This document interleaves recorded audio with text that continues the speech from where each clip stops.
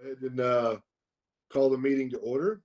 We'll ask that everyone please mute your microphones and only turn them on when you are speaking. Also, please be sure before you speak to announce your name so it can be recorded. Mute your microphone. We will start this off with a roll call, and I will pass it over to Anna for that. Yes, sir. Thank you. Gary Stanford. President accounted for. Thank you, sir. Antonio Pena. Present. Marion Armstrong. I'm here. Good morning. Good morning. Victor Ochoa. Hi, good morning. Good morning. Blake Howard. Here, thank you. Bruce Okrulik. Present. Brad Gam. Here, good morning. Good morning. Sherry Gaither. Here. Thank you. Louis Acuna.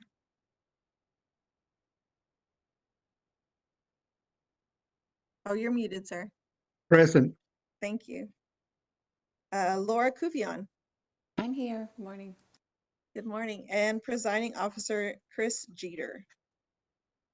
Present. Have a full quorum, sir.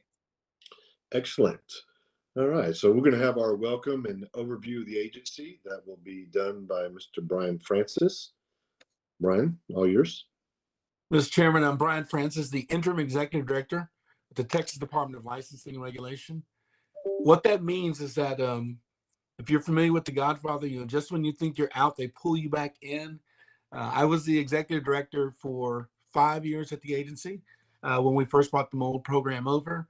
I was the deputy for another 19 years prior to that. And so I've got a lot of experience with the agency. I'd retired and they asked me to come back and kind of move them through a transition. So I'm excited to be back because I love this agency. I love what we do and how we do things. You will find that as well. I'm working on doubling your pay as board members. I'm going to get you up to 0 squared. That's a promise. It's a promise that I'll make to each of you here. But I want to welcome you aboard. Thank you so much, and welcome to public service.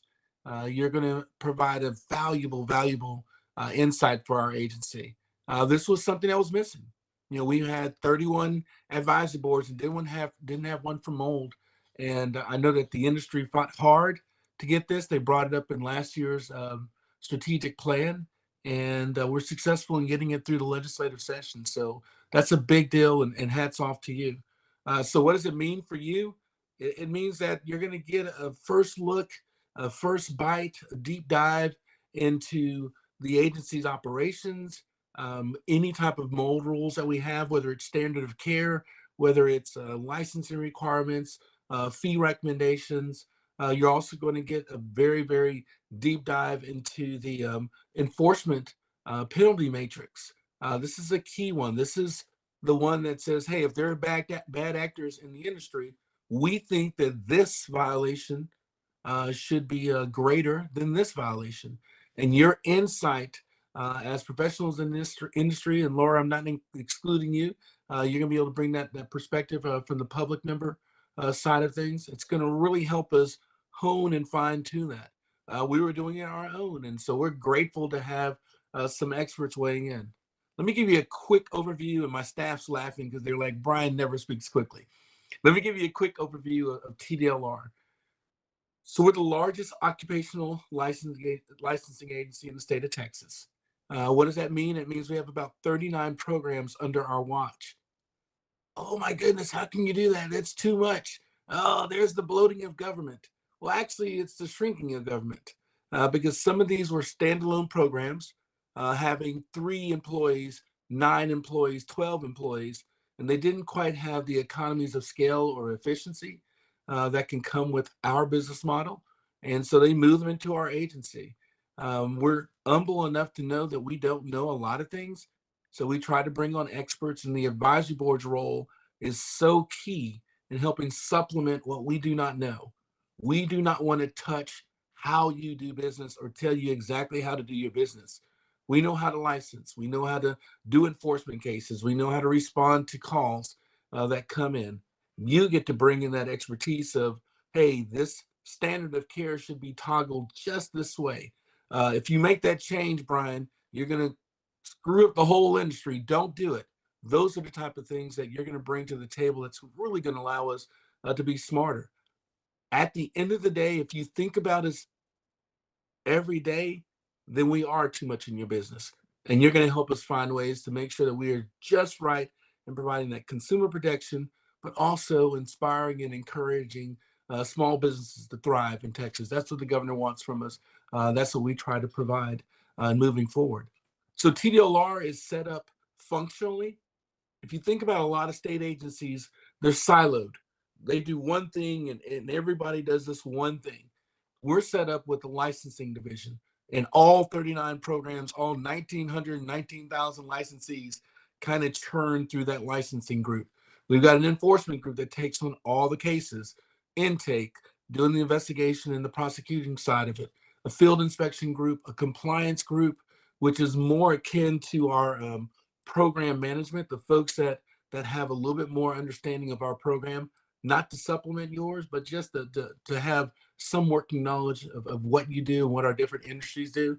We have a chief elevator inspector and a chief, electrician, a chief air conditioning contractor that resides in that family of programs and staff. We have our financial service division. We have our strategic communications group. That's a fancy word for our government relations group, the folks that manage our web page. So when you'll hear us talk about our functional alignment, we spread those functions across. You're going to see a similarity in how your work groups are set up. There's a licensing work group. There's an education and examination work group. There's a standard of care work group. There's an enforcement work group. That whole functional approach is going to apply to you. At the end of the day, the work you do in between meetings will be done in those work groups.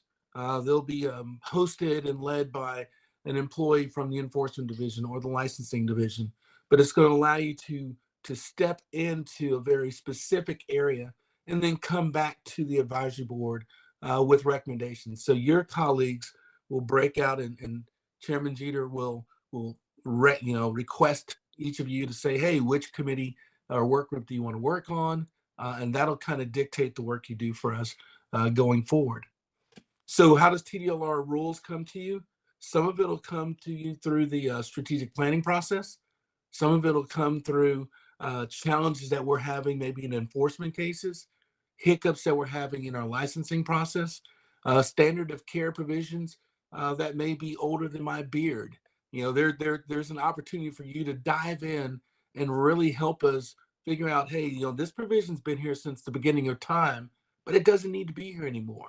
And those are the type of discussions and type of information and assistance that we're looking at from you. You're not going to be working 40 hours a week on these efforts. You're not going to be meeting every month in this process. Those work groups will be happening in between. They'll allow us to be very targeted with your time and respectful of your time. The last thing I'll leave you with is that our agency and something that I try to model is driven by our core values of accountability, respect, integrity, innovation, teamwork, open and free communication. And I'm missing one. I think my team can help me out on that. Customer service. It's the biggie. Those are the 7 things that my staff should be looking at when an issue comes across their desk. Where's the integrity in here? Where's the respect? You should hear it in every conversation that you have with our team. You have probably already experienced some of it with Anna. She is a model of our core values. She is there. She's going to be your lifeline. She's going to be your core, your connection to the agency.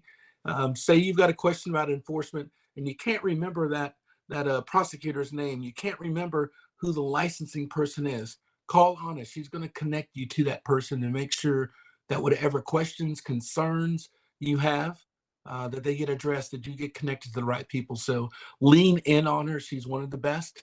She does a great and outstanding job for us. But I want to just echo and say again, from our commission's perspective, my 7 bosses, the governor who appoints them, and the employees of TDLR, we're grateful to have you. Thank you and welcome aboard. Mr. Chairman, if you have any questions, I'm available to answer. Yes, sir. Thank you. Assume I'd ask for any questions.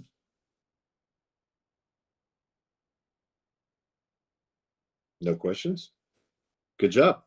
All right, we'll move on to our open government training that will be led by our Assistant General Counsel, Mr. John Parker.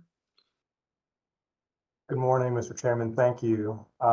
Just before we get started, I just want to take a poll of the board. Has anyone served on a board like this before? You can raise your hand maybe. Okay. So is anyone familiar with these types of trainings that we're talking about today, the Open Meetings Act, Administrative Procedure Act, or Public Information Act? Yes, no. Okay. Well, even if you're not, that's okay. Today, we're just going to go over some key concepts. We don't expect you to be an expert by any means, but these are just key concepts to make sure that you're aware of these when we're having these meetings, if you guys are discussing things outside of these meetings.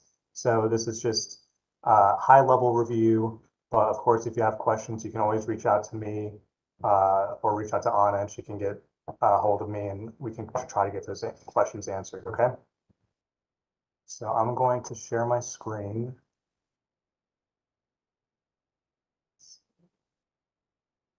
Bear with me for a second.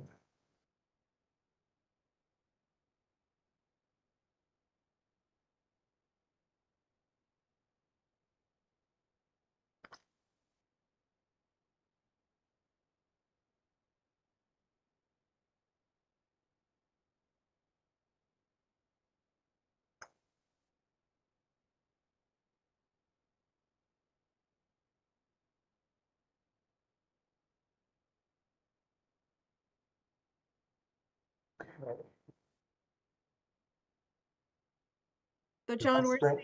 we're seeing the screen that we showed before with the next slide and the notes. Okay, gotcha. I'm trying to get to the, maybe I'll just do it from this screen, if that works.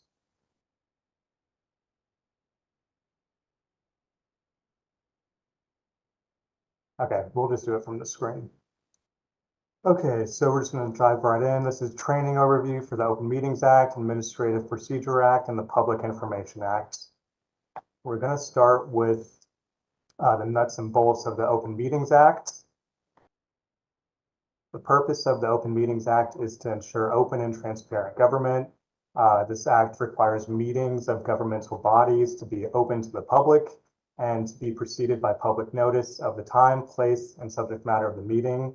So just like today, we had this meeting is open to the public. We had notice of the time and place of this meeting. And so right now we're in compliance with the act. The provisions of the act are mandatory and are to be liberally construed in favor of open government. Some key concepts for the Open Meetings Act. A quorum is a majority of the members of the advisory board or committee as fixed by rule or statute. A quorum of a governmental body, including an advisory board or committee, must meet in order to take an official action. If less than a quorum meets, the board or committee may have discussion but may not take any official action. So today we clearly have a quorum. So if any actions were to be taken today, that would be allowed because we have a quorum. Deliberation or discussion means verbal or written exchange among a quorum of a governmental body or between a quorum of governmental body and another person concerning an issue within the jurisdiction of the governmental body.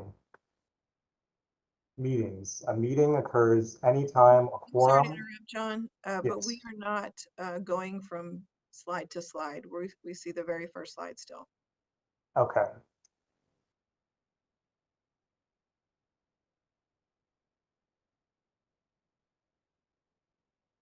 Oh, I see. Okay. Are you seeing the open meetings purpose slide? We're seeing the mold assessment and remediation advisory board open government training, the very first slide. You're still seeing the first one. Okay. Oh, here we go. There we go. Sorry about that. Some technical difficulties here. Okay, I think we were on notice. Can you see the notice slide, Anna? Yes. Okay, thank you. So the act requires advance written notice of the date, time, place, and subject of each meeting held. TDLR provides this notice in the form of an agenda. Notice must be filed with the Texas Secretary of State at least 7 days before a meeting and must be posted online both by TDLR and the Secretary of State.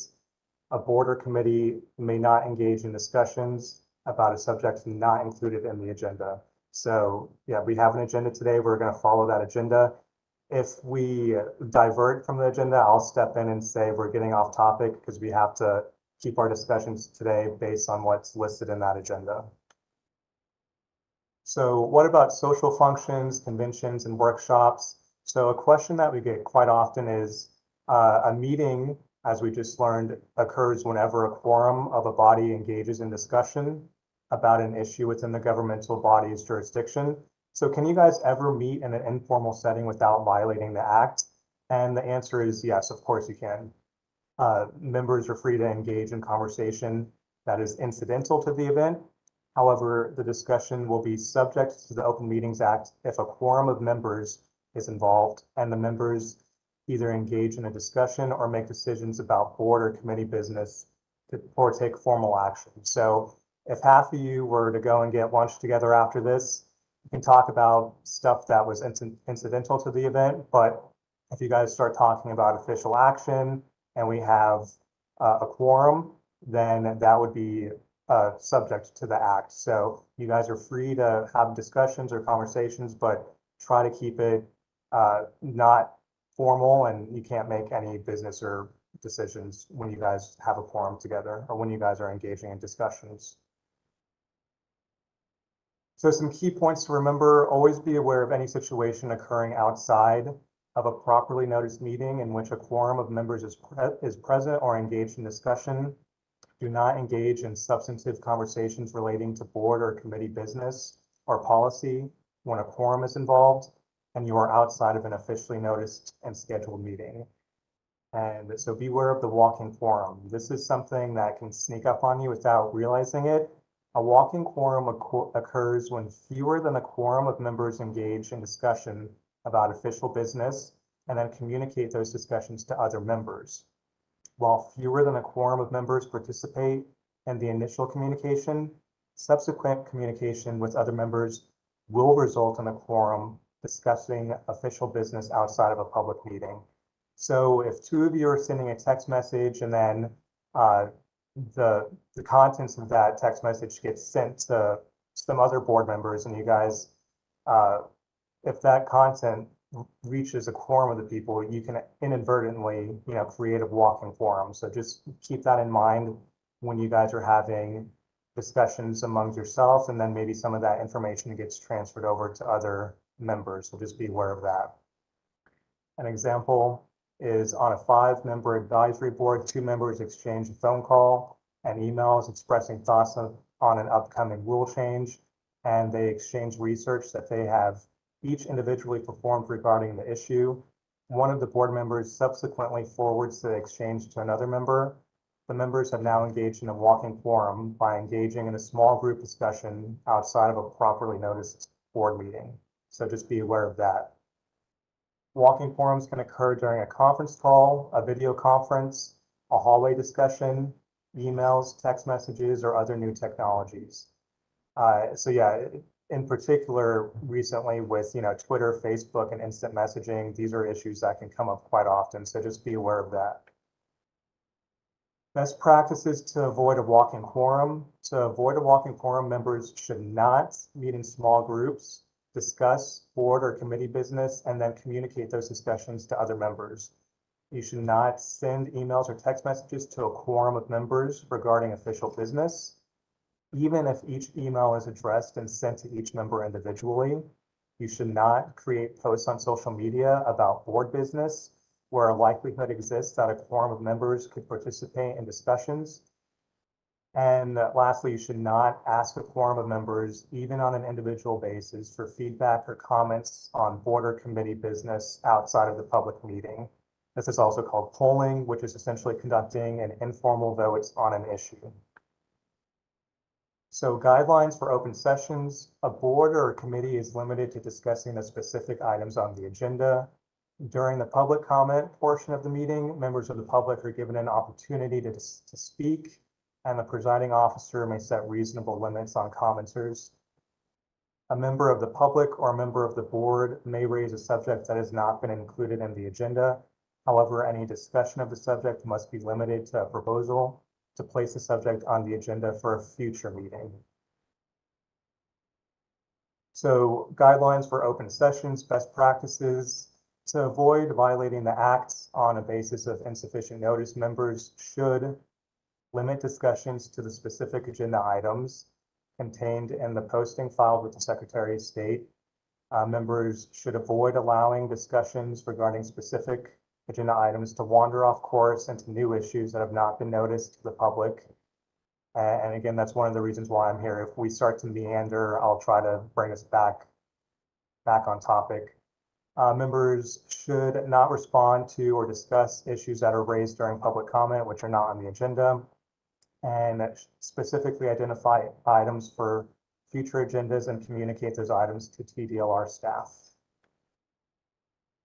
So some penalties and remedies for Open Meetings Act violations. There are civil remedies. Any interested person, including the media, may petition the courts to stop actions taken in violation of the Open Meetings Act. So that kind of goes back to what I was talking about earlier. If we didn't have a quorum, for example, and you decided to take a vote on an action, that action wouldn't be valid. And so an interested person could take an action to have whatever you voted on struck down.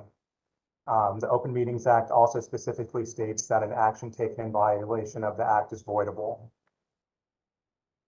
There are also criminal penalties. Members who knowingly participate in a walking forum or who knowingly participate in a meeting that is closed to the public are subject to misdemeanor criminal penalties. The penalties are a fine of $100 to $500, confinement in county jail for 1 to 6 months, or both. So we definitely want to avoid that. Best practices for the Open Meetings Act. Avoid communications that involve a quorum of board or committee members about official business outside of a properly noticed public meeting. And during open meetings, confine discussion to items specifically posted on the agenda. There's some links in your materials if you have questions or if you want to do some research yourself on the Open Meetings Act. There's some good links here, or of course, like I mentioned at the beginning, you can always reach out to me and I'll try to answer some questions. So that's open meetings. Now we're going to move on to the Administrative Procedure Act. The purpose of the APA is to establish minimum standards of uniform practice and procedure for state agencies and provide for public participation and transparency during the rulemaking process. A rule is a statement of general applicability made by a state agency that implements, interprets, or prescribes law or policy, or describes the procedure or practice requirements of a state agency. A rule excludes a statement regarding only the internal management or organization of a state agency and not affecting private rights or procedures. A rule includes a new rule, an amendment to an existing rule, and the repeal of an existing rule. So sources of rulemaking, you have legislative changes, advisory boards, TDLR staff. There's a required 4-year rule review and rule petition. Rule petition, any interested person may submit a petition to a state agency requesting the adoption of a rule. An interested person is anyone who is a Texas resident, a business entity located in Texas, a governmental subdivision in Texas, or a public or private organization that is not a state agency but is located in Texas. So this is a nice little flow chart that describes the rulemaking process. We don't have to go through the whole thing, but essentially you'll see there's an idea and some drafting.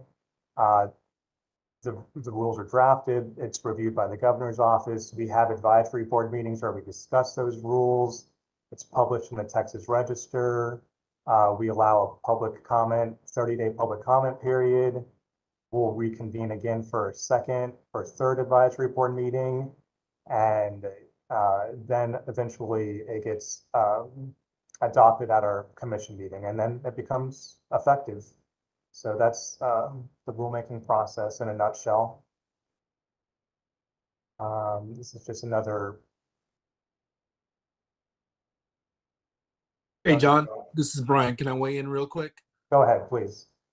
So board members, this is going to be your world. You're going to be diving into a lot of rules. There's no magic or science to it. It's just kind of read it for context and then read it for the practitioner who's working out there in the field and doesn't have a whole lot of time to wade through some difficult, wordy things that just basically are just not plain talked. So that's going to be kind of your job, is how can you make these rules make sense to the person that's outside of this meeting? How do you drill down to just the basics of what they need to do their job and get us out of their day-to-day process? So rulemaking, I would encourage you, when you get a chance, go back over this process, because this is going to be your world. Where are the rules at? Is the commission looking at them? Are they taking our recommendations? When's the public comment period being over? This will be the world that you live in probably here on out for your whole term. So I just wanted to share that with you. And John, you're doing a great job. Thank you, Brian. So this is quite a long process. So yeah, you don't have to worry about being rushed. It takes some time. So if you have any questions during this entire process, feel free to reach out to me, and yeah, we'll get all your questions answered. But yeah, like Brian was saying, this is going to be this is where we're at. This is your process essentially. And so again, just like with the last section, there are some more links talking more about the APA. So if you'd like to do some more research yourself, you can go to these links, or again, I'm available to answer any questions. And lastly, we're going to jump into the Public Information Act. The Public Information Act is intended to allow public access to information about the affairs of government and the official acts of public officials and employees. The Act makes all documents, records, and other information relating to official business open to the public, with some exceptions. Public information includes any electronic communication created, transmitted, received, or maintained on any device if it is in connection with official agency business. The Act should be construed liberally in favor of granting requests for information. Request for public information. The public may request copies of public information or request to inspect the information in the offices of the governmental body. A request must be submitted in writing. At TDLR, a request must be submitted through the TDLR Record Center, which can be accessed on our website. Prompt response. TDLR must respond to the request as soon as possible, but not later than 10 business days after receiving the request. We cannot ask why someone wants the records. We can only ask for clarifications through the Open Records team. So general rule and common exceptions to the disclosure. A general rule is presumption of openness. Certain information is required to be redacted from open records. Examples include date of birth, most email addresses, driver's licenses, license plates, and VIN records, credit card numbers, HIPAA information, and an OAG, that's the Office of the Attorney General ruling, must be sought to redact or withhold other information. A request received by advisory board member. As an advisory board member, if you receive a written request for records or correspondence that looks like a public information request, please forward the request as soon as possible to the advisory board team, who will forward it to the Office of General Counsel Open Records team. If the GC Open Records team requests information from you as an advisory board member, please respond as soon as possible. The 10 business day deadline applies to all requests. So again, there's some more links here if you'd like some more information.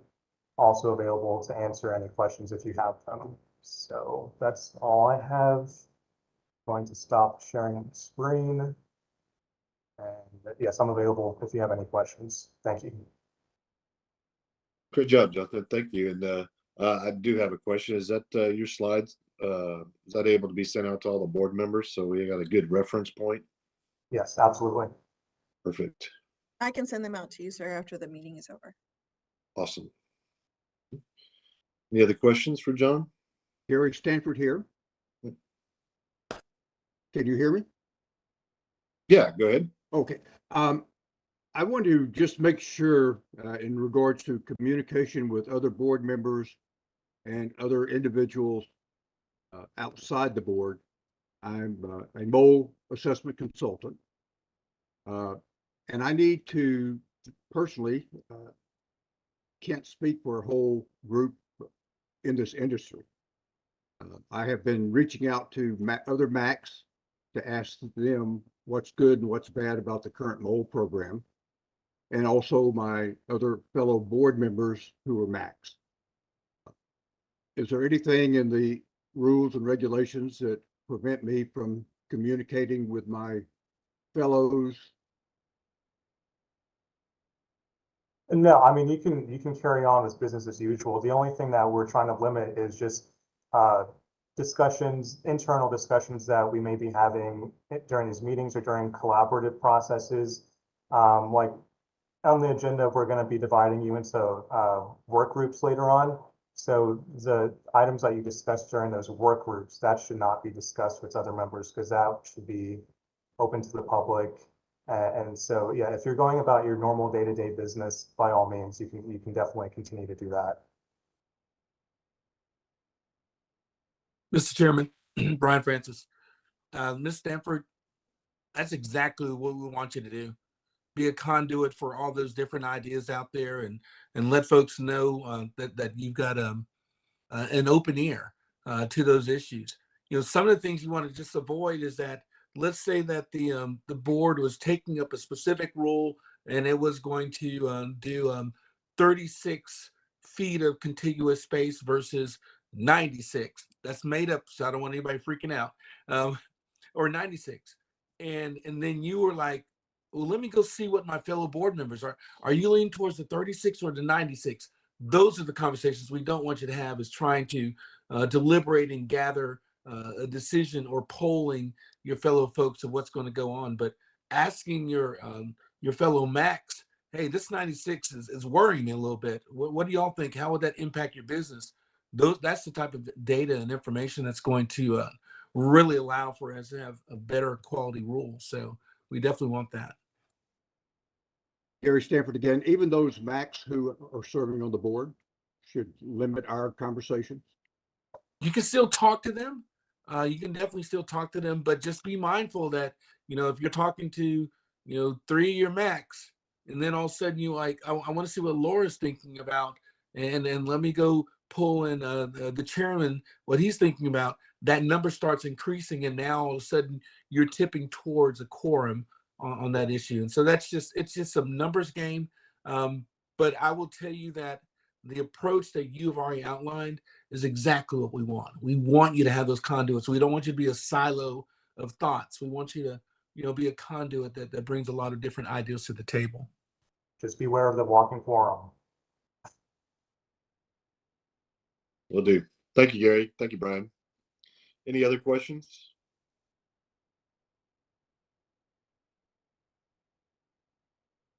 See more hands. All right. Well, we will move on to our public comments. Now, it's my understanding that we have no public comments at this time. Is that correct, Donna? Yes, sir, that's correct. All right. Good deal. Well, I didn't expect much this first meeting, but hopefully we'll get a bunch later on. So, all right. So moving on, TDLR agency presentations. First one will be licensing division from Heather Murr, I assume. Muir. Muir. Close. Sorry. You're fine. You're fine. It's a tough one. It's a tough one. Good morning. My name is Heather Muir, and I'm the Director of Licensing for the Texas Department of Licensing and Regulation, or TDLR. This morning, I was thinking about my history with this program, and I realized that May of this year will mark 17 years since I started working with the mole profession. Leonard Rivas, who manages the licensing group, that processes the mold assessors and remediators applications has worked with the program for about 15 years. We were both at DSHS previously and transferred to TDLR with the passage of SB 202. During our time with this profession, we've been able to meet and collaborate with some amazing people who really care about the profession. And I know each of you care too, or you would not be here today serving on the advisory board. So I want to thank you for your dedication, and I look forward to working with all of you. This morning, I'm going to cover more than what you will typically see during these meetings.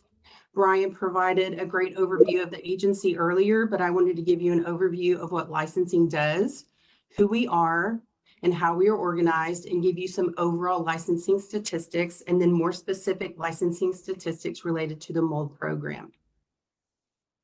So first, what licensing does. We issue licenses to individuals and businesses that have shown through the application and renewal process that they meet the requirements that are established by law, which are referred to statutes or the occupations code, and program rules that are called the Texas Administrative Code.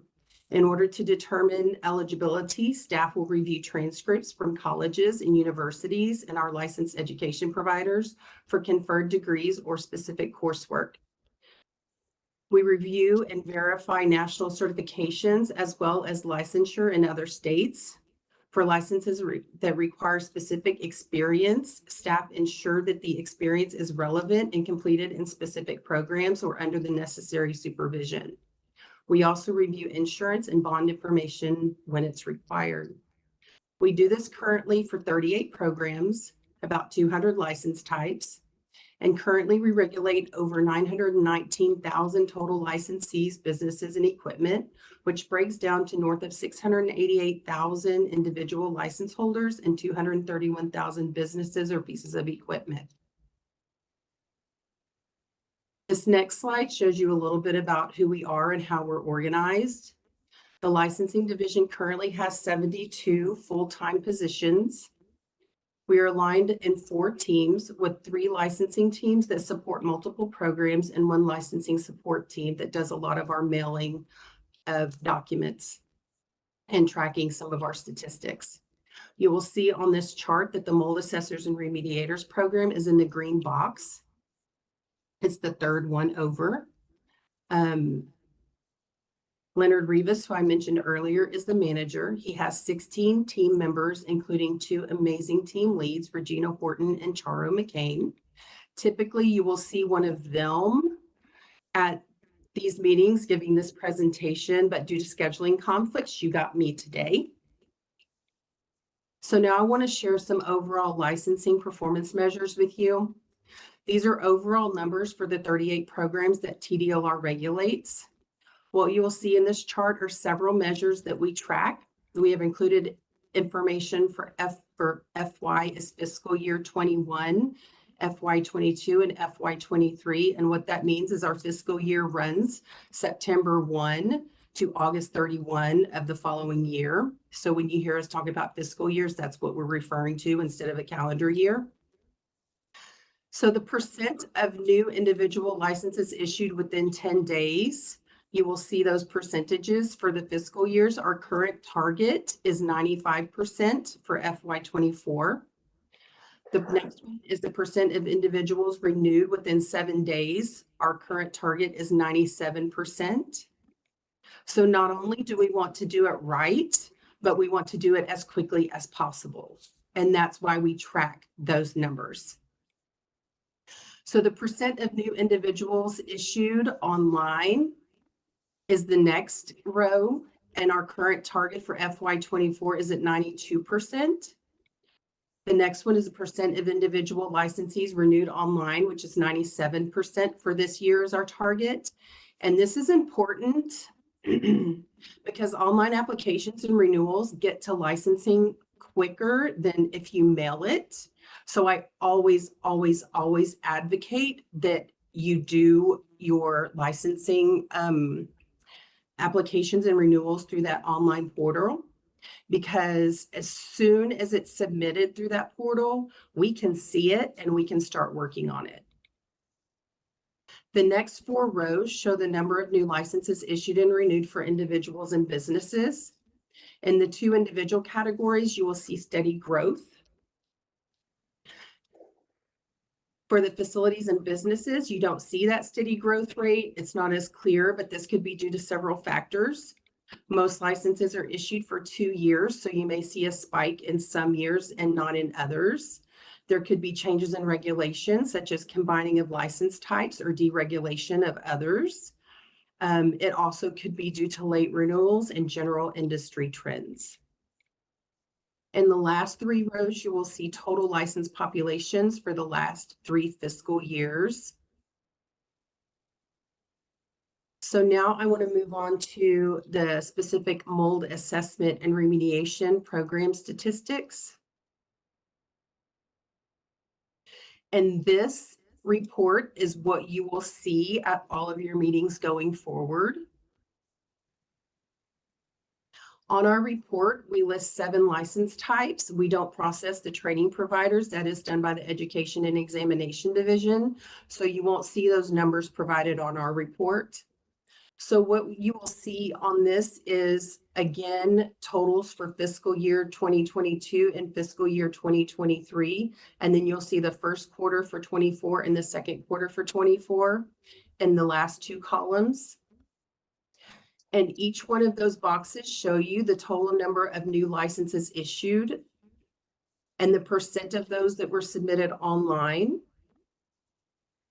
The next row shows you the licenses renewed.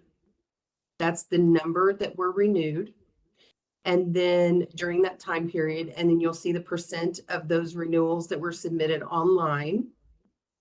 And then the last row in that box will show you the total license population for the fiscal year and then for each quarter. And that number, you'll see 60 to 59, you think in the first quarter FY24, and the second quarter FY24 for mold analysis laboratories. So what that means is you're like, wait, there was 1 new license, so why isn't that number higher? And that goes back to the expiration cycle of the license types. So that number that you'll see on here was the number that was at that time, at that point in time when we ran that report. So say if you have 1 new one and 8 renewed, but there might have been 9 that should have renewed during that quarter, that means that there's probably 1 that has not renewed yet. So going down the next box, you'll see the same information for the other license types, the mold assessment companies. You'll see we currently have a total population of 165 mold assessment companies. And the next one, mold assessment consultants, there's a current population of 783. Mold remediation contractors, total population of 653. Technicians, total population 198. Mold remediation companies, 341. And then we have our workers at 2,431. So that concludes my report. I'm available to answer any questions that you might have. Thank you. That was good information. We appreciate that. You have anyone that has any questions? No, also. And again, my question would be, are we able to get a copy of that, or is that something we can only see during the meeting? Yes. So this report that you're seeing, the last report that you saw, the licensing division report specific to mold remediation, was in your packet. We can get you the other presentation. Okay, awesome. Thank you. All right, with no further questions, we'll move on to our education and examination division by our program specialist, John. Oh, John, I'm gonna listen to you for your last name because I don't want to mess it up. It's a tough one. It's a tough one. Good morning, Chairman and board members. My name is John Schildwachter. one of the newest members of our Education Examination Division, and it's my pleasure today to present some of our division overview information, as also some of the statistics that you'll become very familiar with as we continue with these meetings with you. Anyway, first off, as we're kind of starting the trend here, is we're going to provide a brief overview of our division. The Small but Mighty Education Examination Division, we've heard of ourselves as E&E, was created in 2004, way before my time, and the main objective is to oversee requirements for examinations, continuing education, and pre-licensure education as established in the laws and rules for TDLR. I won't read every single thing to you here, but as I mentioned earlier, we have 16 staff members, and you can see kind of the breakdown of where we're at. This is also the complete list of all of the programs that E&E touches, and you can see there's just about every single program that TDLR touches, E&E is involved in. Next slide, please. Scroll down a little bit. See, and now I'm going to kind of go over the major functions of our division.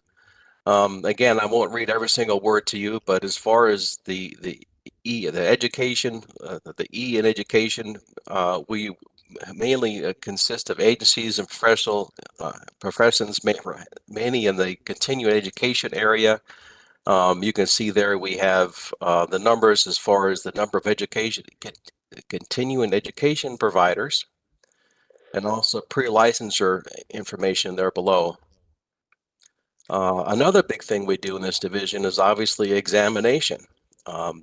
If you're not familiar with the process, it's a very detailed process where we develop exams for each of those programs. The primary goal of the division is to oversee the development and the administration of the examinations. To accomplish this goal, we have program staff that work with third-party vendors, which is PSI, and the subject matter experts and yourselves, to develop the content and maintain the validity of the examinations. They meet regularly for each program. It's called an ERC, and they go through the test itself, all the questions, and they work with subject matter experts to develop and implement questions that are appropriate for that particular examination. Training and public outreach. This is just another brief overview there. You can see we provide training and maintaining engagement with industries that we regulate, the public we serve, and other TDLR divisions all kind of come together as we provide this service. Contract management is another aspect of what we do.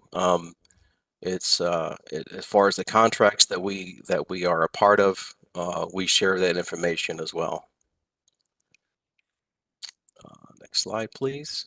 And here we're going to go on to the meat of the issue. This is the statistics that, again, you'll see a lot of these in the upcoming board meetings.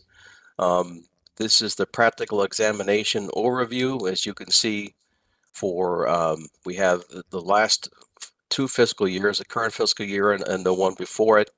You'll see the pass rates for each month, and then culminated for each quarter and final at the end of the fiscal year. You'll see the overall pass rate, the number of passes and fails, and it's fairly straightforward. And you can see the comparison there. In this next slide, we break it down a little bit further with mold assessment consultant, technicians, and mold remediation contractor. You can see it's broke down there by examination type. And again, you'll see the facts and figures with pass and fail rates for each of the quarters shown there for fiscal year 24 and also for fiscal year 2023. Next slide, please. And here we have the number of continuing education providers. You can see, again, we have the numbers throughout FY23. It's been really consistent and going on through This fiscal year, the numbers have remained static.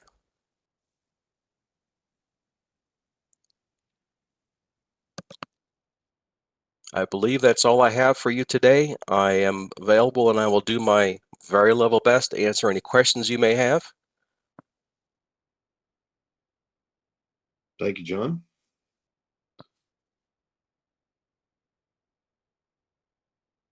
All right, no further questions. Let's move on to customer service. And this would be our manager, Myra Rodriguez, going over the overview statistics for our customer service division. Hi, good morning, board members and TDLR staff. My name is Myra Rodriguez, and I am one of the managers in the customer service division overseeing the MOLD program. So kind of just in, sorry, I'm hearing a little echo. Am I good? Okay, so just to continue with a little bit of the overview for our division here in customer service. The customer service division is a mission-driven, bright, handworking group of co-creators. We work in a fast-paced environment and thrive on innovation and change. Very innovative people here in customer service. We have a passion for solving problems collaboratively, valuing teamwork, respect, and open and free communication. Our team includes frontline customer service reps, embedded service reps, team leads, managers, quality analysts, and the director for customer service. We communicate with our licensee population and the general public via phone, email, social media, and in person at our downtown headquarters. We serve as guides, educating and assisting applicants through the application process for all programs. We are the first point of contact, and many times, usually, the only contact that customers will have with the agency. Our focus is on engaging customers and resolving issues. We are here for the customer success. We believe in reducing customer effort and take a proactive approach to improving the customer experience. As the customer service first point of contact, our goal is to respond accurately and efficiently. TDLR regulates a diverse array of industries and occupations. Management understands that exceptional service is an attitude that is cultivated through training, support, and experience. So what we do, and this is just a typical day in customer service, we respond to over 2,000 calls approximately a day, answering about 400 questions received via email. And this is, overall for all programs. Monitor and engaging the public through social media, assisting walk-in customers at TDLR headquarters in downtown Austin, and also providing Spanish and Vietnamese language assistance to customers.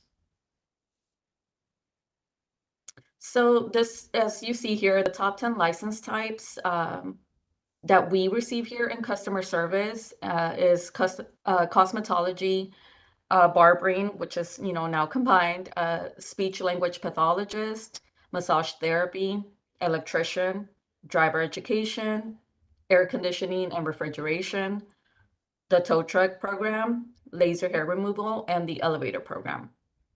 So these are just a highlight of our top 10 programs. The contact center statistics for us for this fiscal year, as you can see here, our total calls received versus answered, total emails received versus total emails answered for all programs overall. And if we could scroll down, this is our customer service workflow. As you see here, we have different avenues for our agents when they receive a phone call and what to do, how to either progress to whether that means they're going to have to get a call back from another department, if it's an escalation, and if it's an issue that they resolve. This is just the workflow of how our agents follow when they receive our phone calls here in the contact center. If we could scroll down a little bit. And now we're getting to the statistics, which is what you will be seeing going forward with these advisory board meetings. So these are statistics specifically for the mold assessors and remediators here in customer service.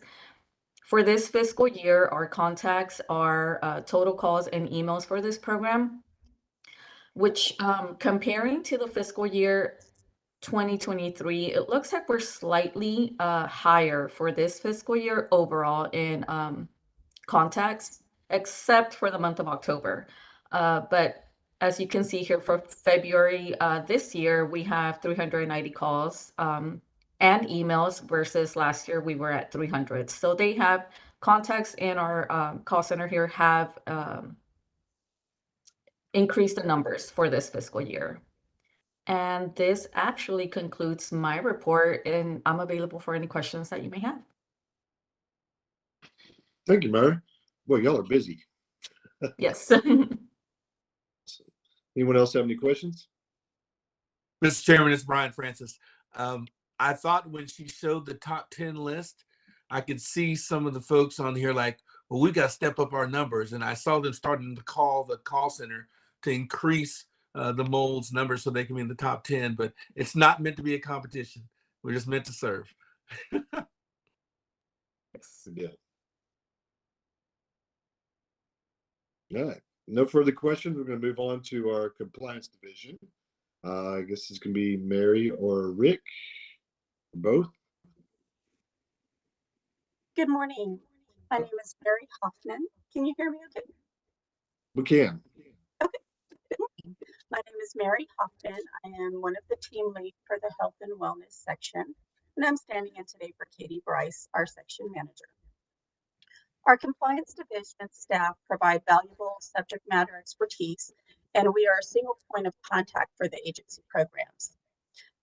We also assist division staff with technical and complex matters that require an industry perspective so that we can issue licenses, enforce code requirements, and otherwise ensure that we are effective in our administration of each program.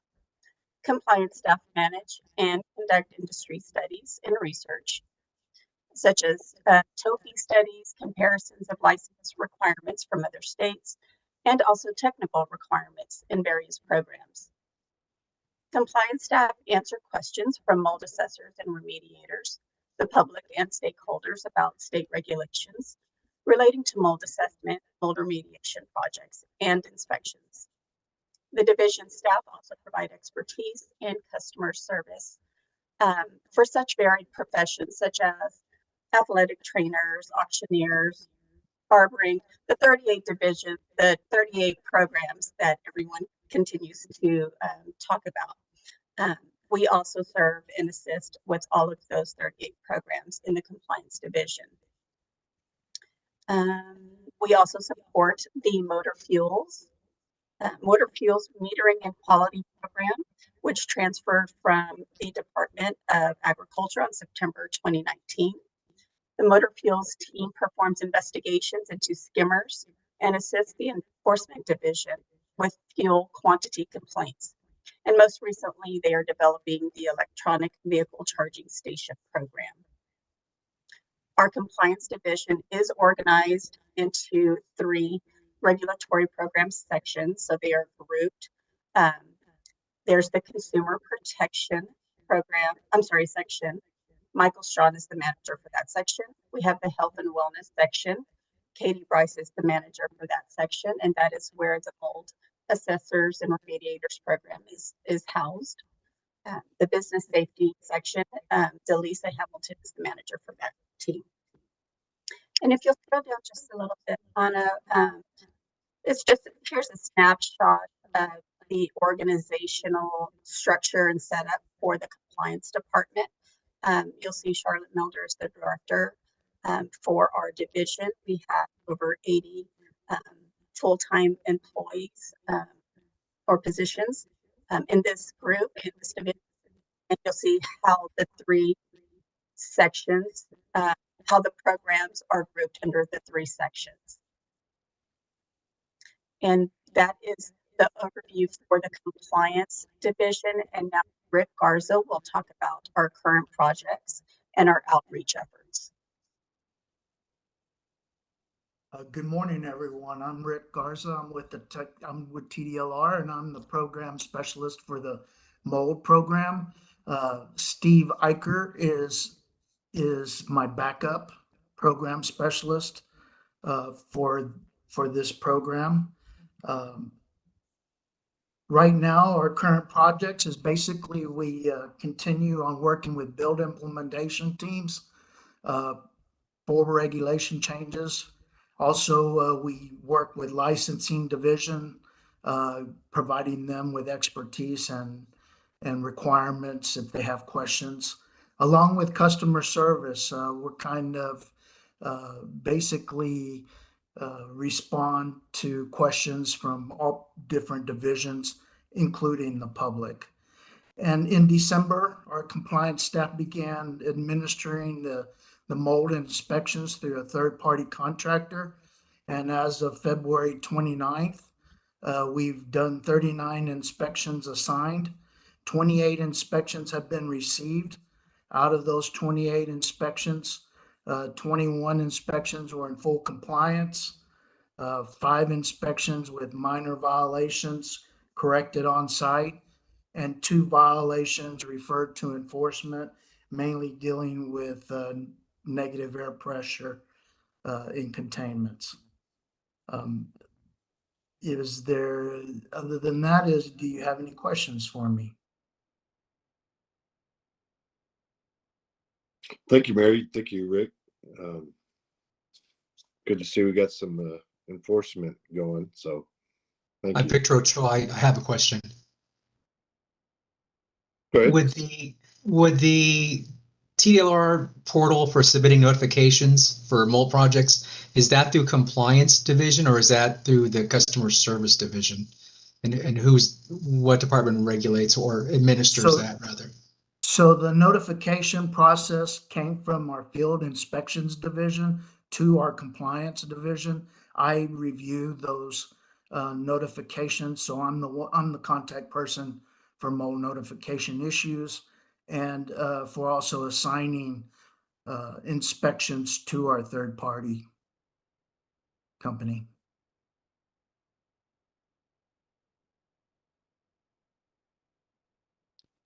Any other questions? Rick, I'm sure you'll get some as we go, but thank you. Sure. Thank you. All right, next, moving on to Enforcement Division. This is done by John Medluck, our Chief Prosecutor.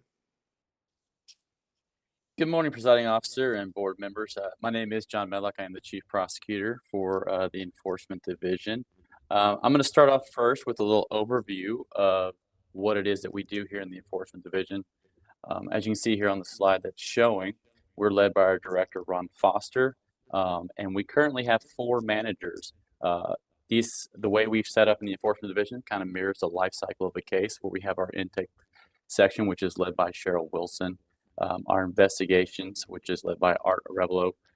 Prosecution is broken up between 2 managers, myself, and I am over all the prosecutors. We have currently 17. And then we have a prosecution legal assistant manager, Jackie Revilla.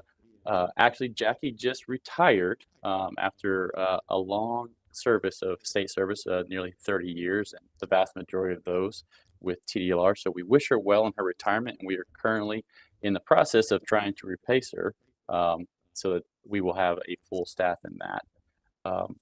But if you look at the different sections, intake, that's where most of the commerce comes in to begin with. They are the ones that receive all the complaints that come into the department, and their job is to kind of filter out things that we have jurisdiction for and things that we don't. Ultimately, the cases that they do open up move over to our investigation section, and on it you can scroll to page 2 there. Our investigators do exactly what you think that they would do. They do the investigations. They talk to the different witnesses, the different parties that are involved with cases, collect evidence, documents, occasionally do on-site investigations as necessary, and draft reports. That gets all sent over to the prosecution section. In this particular program, we have 2 of those 17 prosecutors assigned to this specific program. You'll hear from one of those here in a little bit, Sarah McKinney. She'll kind of walk you through the report that you guys will be seeing during your meetings with us. And then we also have another prosecutor, Cynthia Marple, who work these programs. But essentially, the prosecutors make the decisions on what ends up going on in the case. They may have to go to the State Office of Administrative Hearings if we have to go to a hearing on these and present these cases before some administrative law judges. And then ultimately, if we go through that process, which I'll explain here in a little bit, we make presentations before the Commission of Licensing and Regulation. You heard Mr. Francis talk about the 7 commissioners appointed by the governor. If we go through that contested case process, those are the folks that actually make the ultimate determination on those contested cases. How we kind of do it, we get complaints in about 3 different ways. The vast majority of our complaints come in from the consumers or the public at large. The other is we do have departmental complaints. As you heard the compliance division talk about some inspections that they do, we will be getting complaints from those folks as directly kind of referred over to enforcement, so we can look at those things. We also have criminal history complaints. Now, every licensee, whether they be a new applicant or a renewal applicant, has to go through a criminal history background check. And so we check every licensee to ensure that they are good, because we don't want people going into people's homes or people with certain criminal backgrounds from having a license.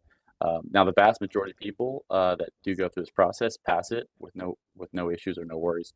But we do have a set of criminal conviction guidelines that we check these licensees or these applicants against. Each program has their own unique criminal conviction guidelines that we check against, and those are located on our website to see what they are. We don't list out every specific crime that somebody is convicted of. We list out categories of crimes because otherwise it'd be too long. And again, it's important to remember that we only check against convictions, not arrests. So you have to have a conviction before we might even look at whether or not you could be disqualified for being a licensee. We also have a couple other things that we have to use in our resources, the complaint resolution manual, which is kind of the step-by-step guideline of how a case goes. The prosecutors utilize the enforcement plan, which basically contains the thing that people mostly care about is the penalty matrix. If you are ever involved with the enforcement division for a case, the enforcement plan kind of sets out the ranges of penalties that may be sought against you, or even the sanctions that could be sought against you. And finally, we've been working on a complaint prioritization. That was part of the House Bill 1560 sunset report that we went through a couple sessions ago. And it kind of laid out that we need to utilize our resources and assign priorities to each one of our cases throughout the enforcement division based on risk to the public, which we have currently done. And again, Ms. McKinney will give you an update on that. Finally, I'm not going to make you read every line on that flow chart, but I'll basically tell you how it is that we do our business, right? I said earlier that intake receives a lot of commerce, whether they be consumer complaints or departmental complaints. Once a complaint comes into that intake section, they're basically reviewing it for jurisdiction. They're basically kind of asking the question, is this a program that we regulate? We do have 38 of those. And if it is one of the programs that we regulate, is what is being alleged in that complaint something that we can do something about? Just because a complaint comes in doesn't necessarily mean that they're alleging a violation of our program law and rules. But if the answer to the question to those couple of questions is yes, a case will get opened. And then once a case is opened, it gets assigned to an investigator. And we have investigators throughout the state of Texas based on different regions. And they will go about, again, kind of doing the same things that I described earlier about contacting the different parties, trying to collect evidence, whether they be documents, photographs, sometimes actually tangible evidence, interviewing any witnesses and collecting these statements. Occasionally, especially in some of our health-related programs, we do have to consult outside experts for standard of care issues, and so they will also make those contacts as well. But once they finish that entire investigative process, they'll write up a report, and then they'll send it over to the prosecutors. And then the prosecutors get to review all of that And basically, they can do about one of three things. They can close a case, whether it be that there might be insufficient evidence. Occasionally, cases come through, and though a complaint alleges something that would be a violation, there's just not any evidence to support it. So we do close those cases. It is insufficient evidence. Occasionally, we will have cases where there might be a little bit of evidence that a violation has occurred, but unfortunately, there is not enough to support an actual penalty or sanction, or at the very least, maybe that respondent has made some corrections, so we will issue a warning letter. Finally, if we believe we have enough evidence that warrants a penalty or a sanction, we'll issue a notice of alleged violation.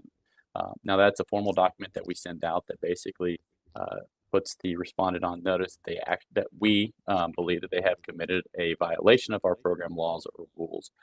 It will lay out the amount of whatever that penalty is. Again, that's guided by the enforcement plan and the penalty matrix, and any sanction that might be necessary as well, depending on the severity of the violation. This letter gives the respondent an opportunity to ask for a hearing if they want, which would occur before the State Office of Administrations. But it also includes a settlement agreement that is on the back of each one of these documents. That is our chance to basically say, if you would like to come and agree or acknowledge that you did commit this violation, you can go ahead and sign the settlement agreement and send that back. And then if that goes all well, then it comes down to an agreed order that is signed by either our executive director or one of his deputy executive directors. If the respondent gets the notice and they choose not to respond, then we will send out what we call a notice of default, which basically gives that respondent one last opportunity to contact the department to either try to resolve the matter through an agreed order or ask for that hearing. If they again choose not to respond and we hear nothing from them, it will turn into a default order, which again gets signed either by our executive director or one of our deputy executive directors. The final part of this process is if they do request a hearing. Again, if they request a hearing, we will docket that with the State Office of Administrative Hearings, or what we call SOA. That hearing will be held in front of an administrative law judge. That administrative law judge will basically have about it's like a trial. There is no right to a jury. It's just before the administrative law judge, but there are opening and closing statements. Each side can question witnesses. Discovery can be conducted. All the things that you think of in a basic trial. But at the end of that, we don't have a decision by the judge or the ALJ. They take it under advisement and they draft what they call a proposal for decision. And that's basically a recommendation on what they think should happen. They basically have about three choices. They can say, state, we think you carried your burden, and whatever penalty or sanction that you have assessed is correct. They can say, state, we think you carried your burden, but the penalty and or sanction is a little bit high, so we're going to recommend lowering that. Or they can say, state, we don't think you carried your burden at all. Once that PFD comes out, we will then, at the next commission meeting or the next available commission meeting, the department staff will present that PFD before the Commission on Licensing and Regulation. Again, that 7-member body appointed by the governor's office. And then ultimately they will come up with a decision. They can either decide to adopt the proposal for decision, the PFD, or they can recommend some changes to it. And then then there is a rehearing process after that. But that's basically how the process works. So before I turn it over to Sarah, do you guys have any questions about this process? Okay, hearing none, I will turn it over to Sarah, and she will kind of go through what the typical report that you guys will be seeing going forward looks like. Good morning. Advisory board members, can everyone hear me?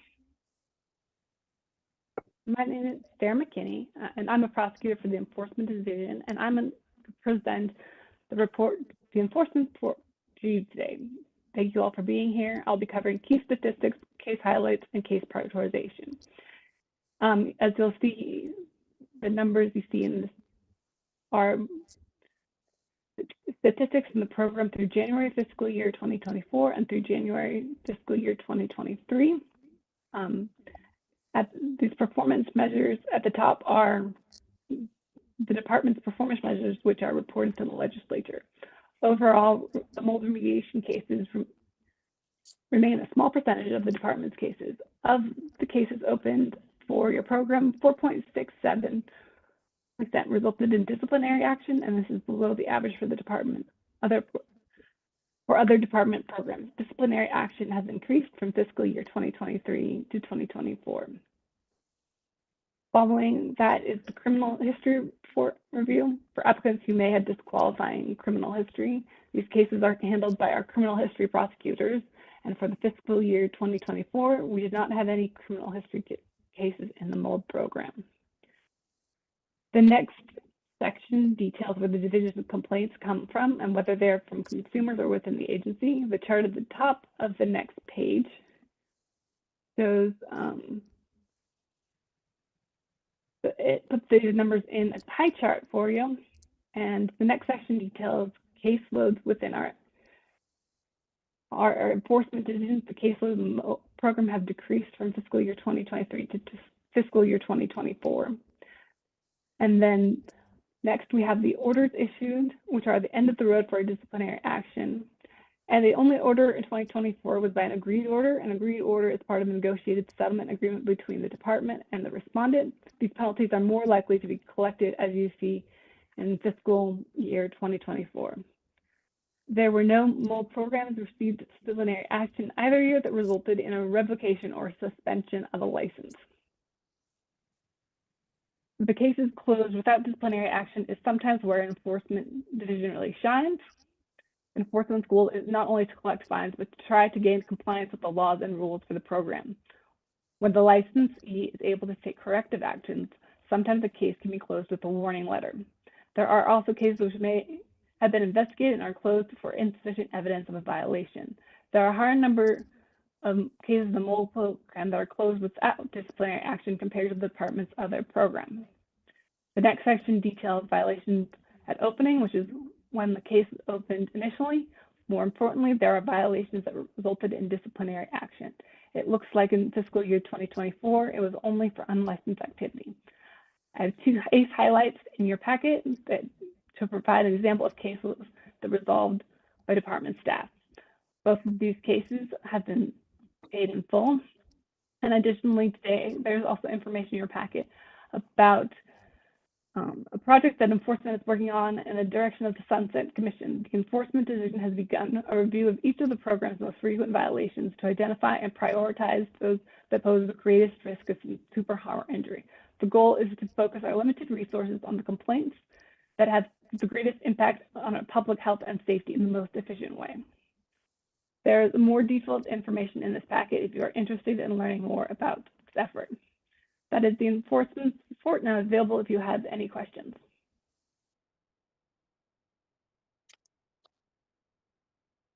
Excellent, thank you. Any questions for Sarah or John? Gary Stanford, I have a question. Good. The mold industry must be really good compared to other license. Or does that indicate a lack of enforcement? It's been my impression that enforcement has actually been most common on the mold remediation contractors as opposed to consultants. If you break down those numbers, how many people are filing complaints against consultants, and what is the outcome of those? Mr. Sanford, yes, for the vast majority, I would say that compared to some of the other programs at TLR, there are less complaint or enforcement activity with it. As far as the breakdown between consultants and contractors, we don't have that currently in this report, but that is something that we do probably can track and probably get that information to you so that you kind of know what the breakdown is and kind of also where those types of violations are, what type of violations that the consultants are having versus the ones that the contractors are having. Okay.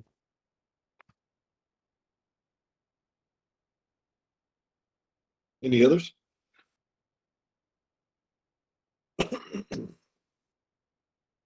All right, well, moving on to our, let's see, I guess it's our general counsel division, back with John Parker.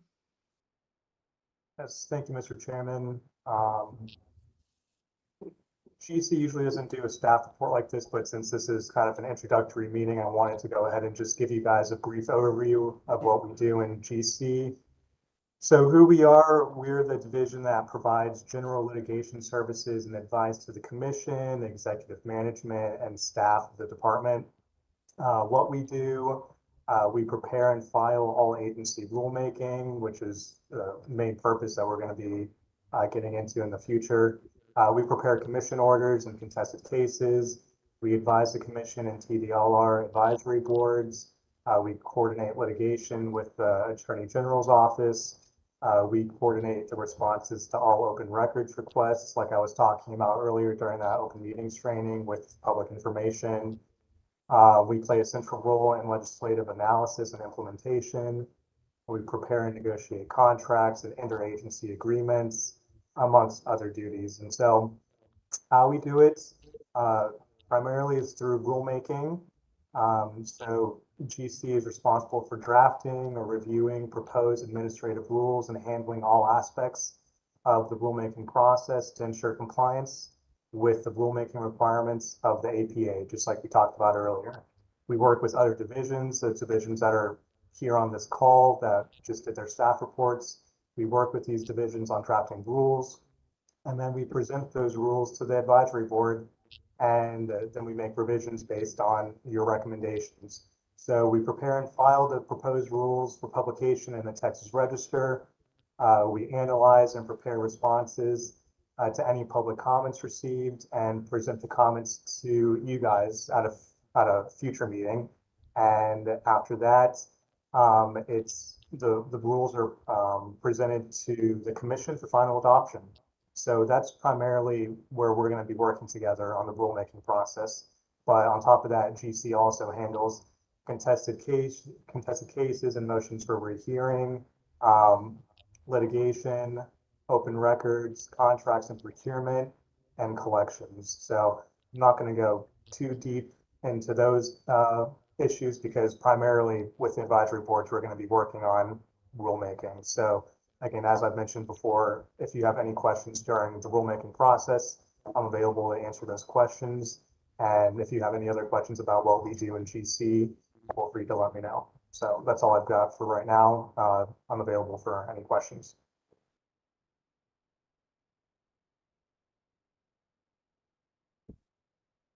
All right, no further questions. Thank you, John. Appreciate that.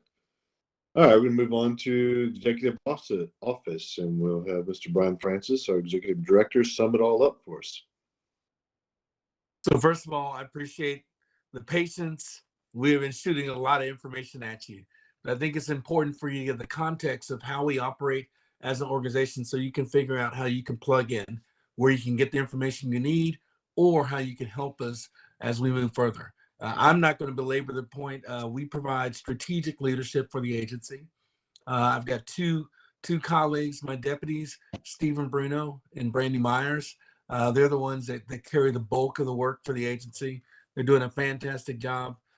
They kind of orchestrate the directors and divisions underneath them, and they keep a buffer. Basically, they protect the staff from me and all my crazy lame brain ideas.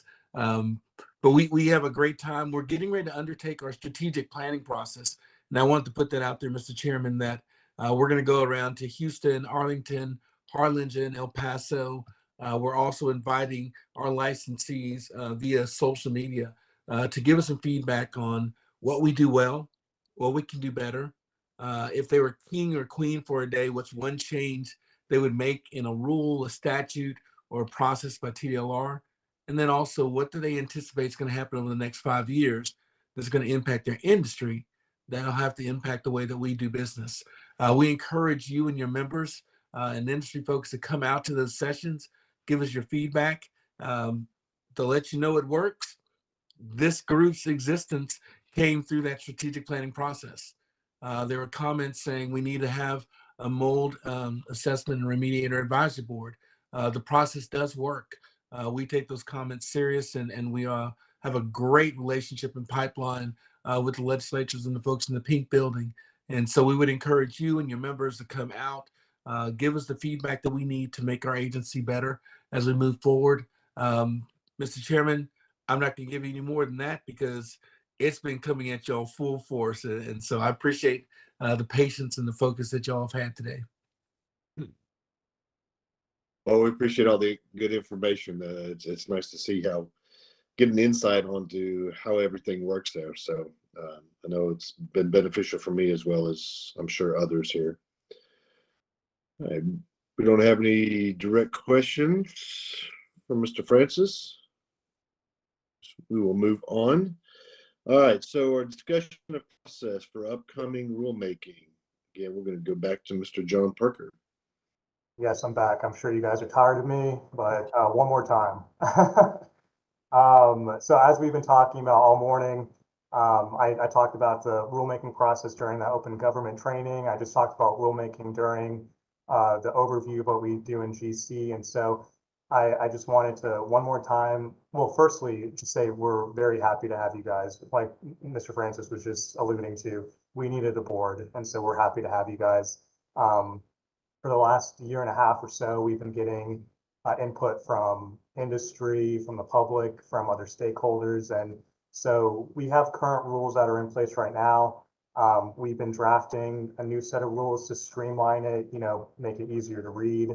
And we've made some good progress on that, but that's where you're going to come in next. You're going to get a chance to see what we've been working on, put your fingerprints on it and make some recommended changes. And then we'll meet at a future date to discuss those recommendations, and then hopefully we'll be at a point in the near future to we would adopt it for publication to the Texas Register, and then that would jumpstart or start the process. You know, 30-day public comment review. They can submit any comments that they may have. Then we would review that again, and then just go through the process of leading up to eventual adoption. So I just wanted to one more time say thank you for being here. That's where we are in the process. We're still fairly early on, but once we get started, it should go fairly smoothly. So that's where we are in the rulemaking process. And again, you can reach out anytime if you have any questions. That's all I've got. Thank you. Questions for John? No, I'm sure he's not going anywhere. So, all right. So next comes, I think, one of the areas that many of us have kind of been waiting for, the appointment of work groups. Right now, what we're going to do is we're going to ask our board members for volunteers. We can have up to 5 people on each group. And the 4 groups that we have listed here is the E&E work group, which is education examination, the licensing work group, the enforcement work group, and our standard of care work group. Now, are there, I guess this might be for Anna, are there limitations to how many you can volunteer for? There is not. The only limitation we have is that there has to be no more than 5 members on each of the work groups. So there is 11 members, so probably not everybody will be on every single one. And it is up to you, Mr. Jeter. You're the presiding officer, so you can volunteer people to be on work groups if we don't have enough people to be on them.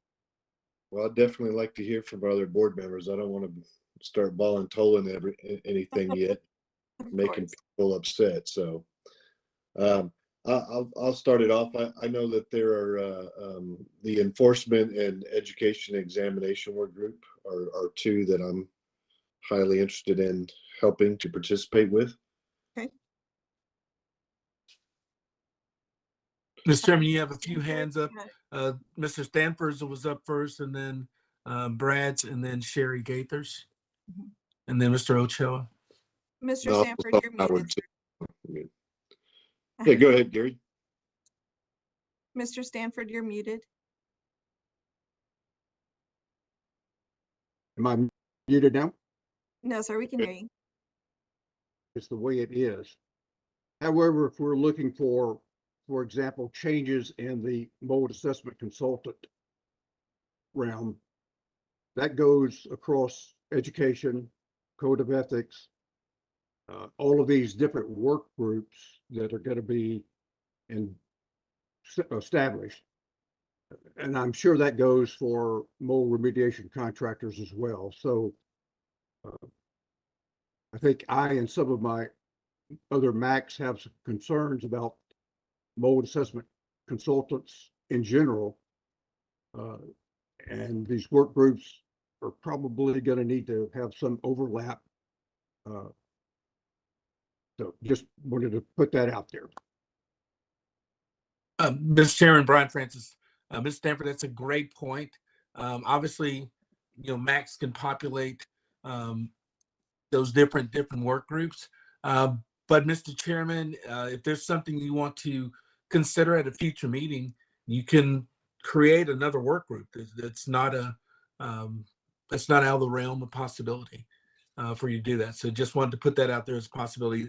You can populate them today the way that folks are following up, but if there's a strong need and desire to have a focused work group, you can definitely create that as well. Okay. Yeah, and I agree with Gary as well. I mean, I actually started out doing some of the testing early on, but if you're changing the test but you're not changing the rules, at what point do these start interacting with one another? So I think we do have to start with a starting point, and here's our starting point. So Gary, if there's something that interests you and with overseeing compliance or the laws, I recommend jumping in on one of these categories so that we can start somewhere, and then as the process moves along, we can start making sure that each, I guess, work group is in line and working in a similar direction.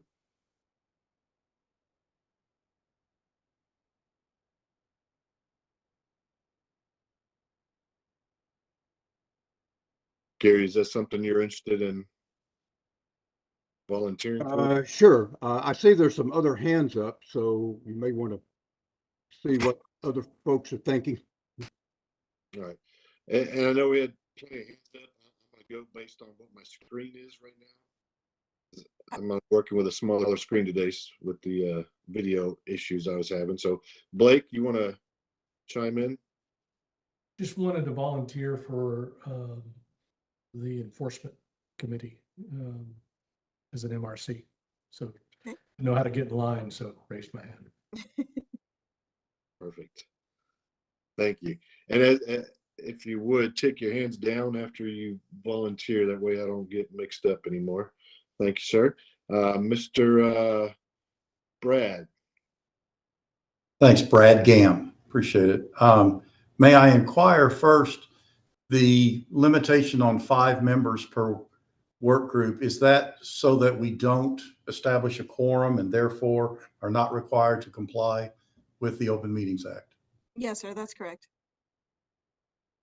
I can very much appreciate that concern. I know that that would add a burden to the staff. I know it would.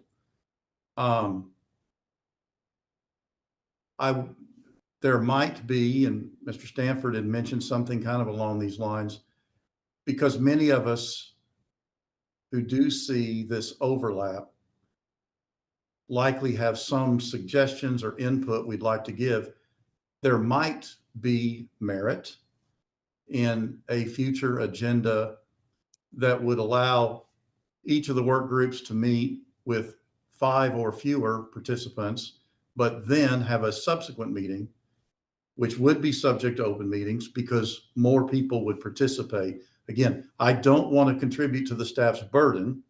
I appreciate they've got a lot to do. We heard about all of their work today, but this is an area that's extraordinarily important to all of us.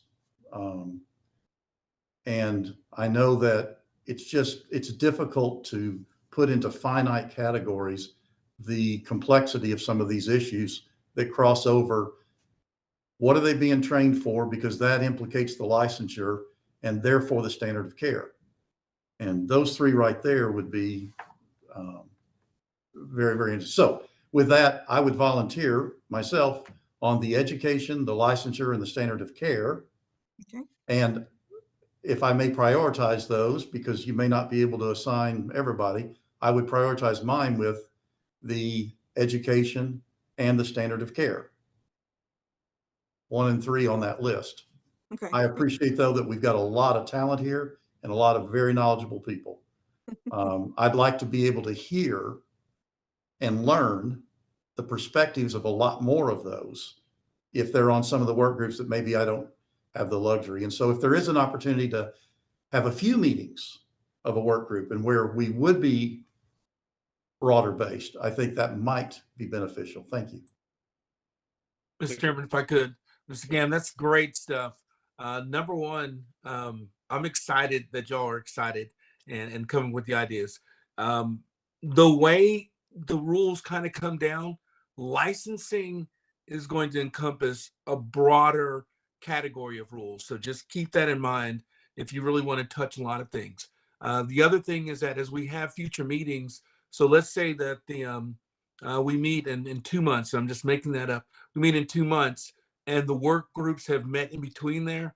The work groups will have an agenda item where they present their the work that they've done at the following meeting so that the full board will be able to hear what they've been thinking and also engage in conversation as well. Did y'all think about this? Or, oh, that's a concern. Oh, you guys are on point. Guys being generic and gender free, of course. You're moving forward in the direction we think. So we're always going to bring the work groups work back to the full body as well, so that the full body can have a go at that as well. So I just wanted to put that out there. But I'm excited about it. Mr. Chairman, I'm going to let you get back to work here. Thank you, Brian. All right, next I'm showing Laura. Hi, thank you. I just want to know what the standard of care committee is. What does that mean? Go back to. Did I miss that? Likely I did. And Laura, I'll jump on there at the very high level. It's just the code, the work, the standard by which they do their jobs, the techniques, the procedures that they use. So basically, that's going to be the expertise. That's an area that we as staff really defer to this group to, and saying, you know how to do your business, you know how it should be done, you know what chemicals and what processes should be done. That's the standard of care that they give to the consumer. So it's really a high level expertise level that's there on that committee. Okay, thank you. As the I'm just the community member, so I don't have expertise like you guys, but that's the one area I came encounter with multiple parties, my remediator, my inspector, et cetera, et cetera. Not that I know how to remediate mold, although I do now have knowledge. So I think as the layman, that might be the only place I fit. But y'all can put me wherever you want. Yeah, Mr. Chairman, if I can add, Yeah. Lori, you got a role, a strong role on the enforcement one. As a consumer and setting the penalty matrix and saying, you know what, as a consumer, I think that needs to have a greater penalty. And you may have some folks on there like, oh, no, don't make it so hard. And it's having that balance and that discussion and your perspective could be valuable in enforcement as well. Well, thank you. I appreciate that. I would be happy to sit on that one because as we went through the enforcement slides, I was actually very confused because I thought of my 16th month long project and I thought where was the enforcement? It was very confusing. Insurance didn't know. I could go on for days. But so yeah, I could see how, and I've since had many other citizens I have talked to in my community. So yeah, I would be happy to sit on that one as well. Perfect. Thank you, Laura. All right. Next I'm showing Bruce. Bruce Okrulik. I'd like to volunteer for the education examination and standard of care if available. Both of those currently now have 3 members, so we can have up to 5. So we're still good on all of these. Good deal. Excellent. Thank you, Bruce. Marion?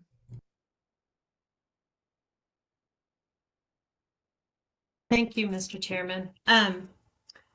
My preference, although I'm certainly willing to serve on whatever work group you assign, would be the licensing work group and the standard of care work group.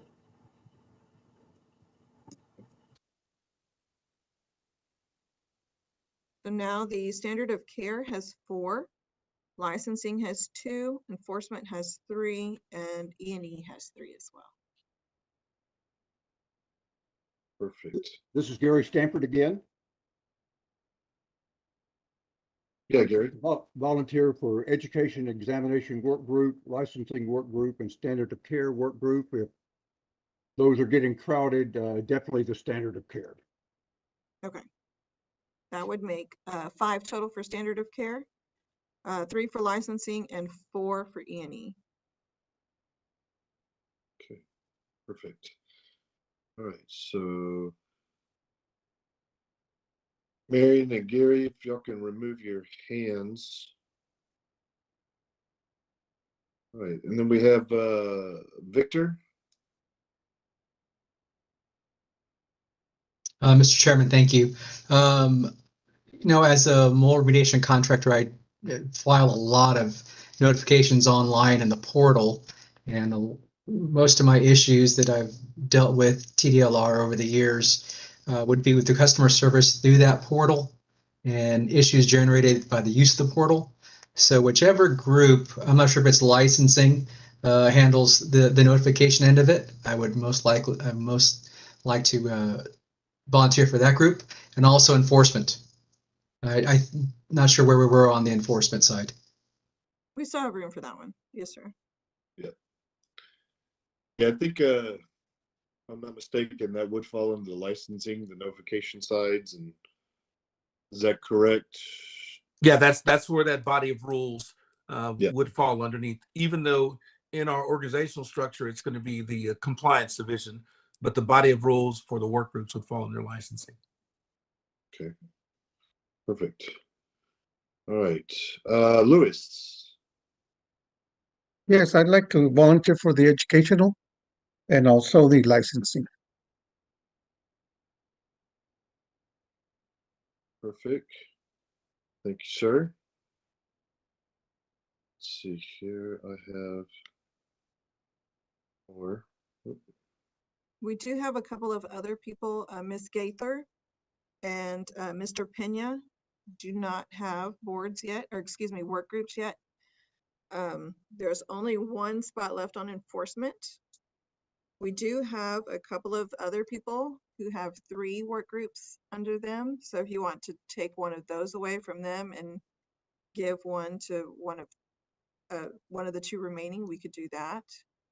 Yeah, let's make sure we get everyone's interests first, and if there has to be some rearranging, we can work on that. Perfect. So, Antonio?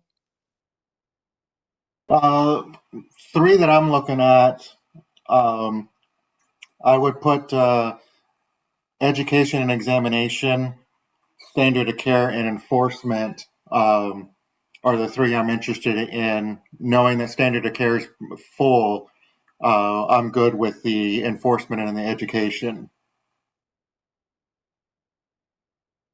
Okay. And Miss Sherry?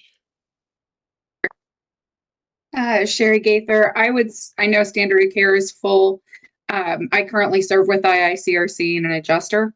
So if at all possible, that would be great to get on standard of care, and then licensure and enforcement. Open to any of them, honestly. Excellent. All right. Have I missed anybody? No, sir, we have everybody down. Okay. All right.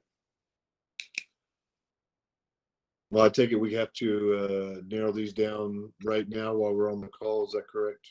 Yes, sir. But enforcement is good. We have Mr. Pena, yourself, Mr. Jeter, Mr. Howard, Ms. Kuvian, and Mr. Ochoa.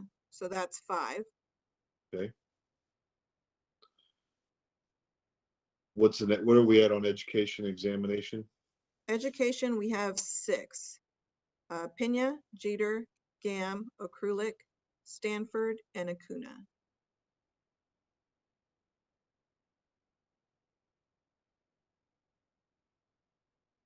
It definitely makes sense to have our trainer on board with that one. So,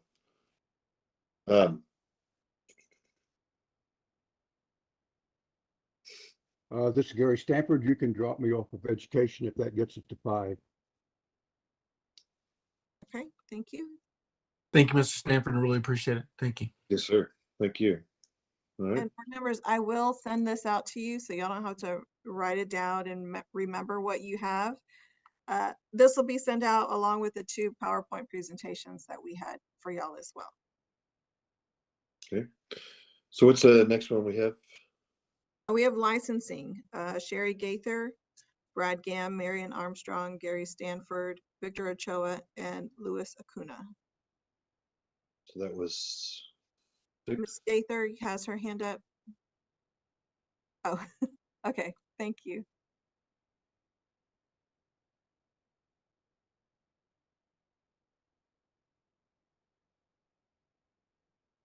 Repeat those names again. That is Gaither, Gam, Armstrong, Stanford, Ochoa, and Acuna. 6. All right. Do we have any volunteers that is on multiple work groups?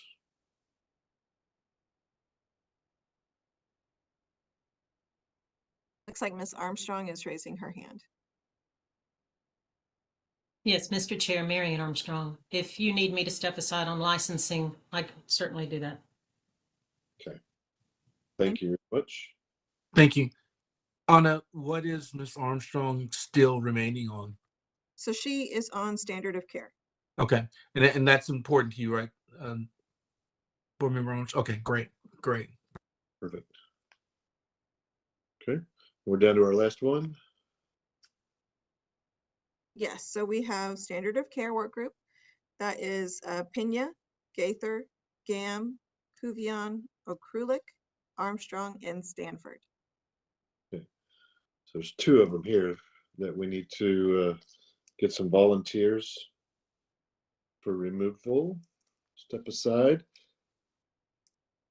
How many are on multiple groups? Let's see. Mr. Pena is on 2. Miss Gaither is on 1 currently. Mr. Jeter, you don't want to be on this one, so that's okay. Mr. Gam is on 1 other one. Ms. Kuvion is on the enforcement. Mr. Okrulik is on education. Ms. Armstrong doesn't have any yet, and Mr. Stanford is on licensing. Mr. Chairman, it's Sherry Gaither. With mine, if there's a choice between licensing and standard of care, I'd prefer standard of care if at all possible, but happy to go with licensure if needed.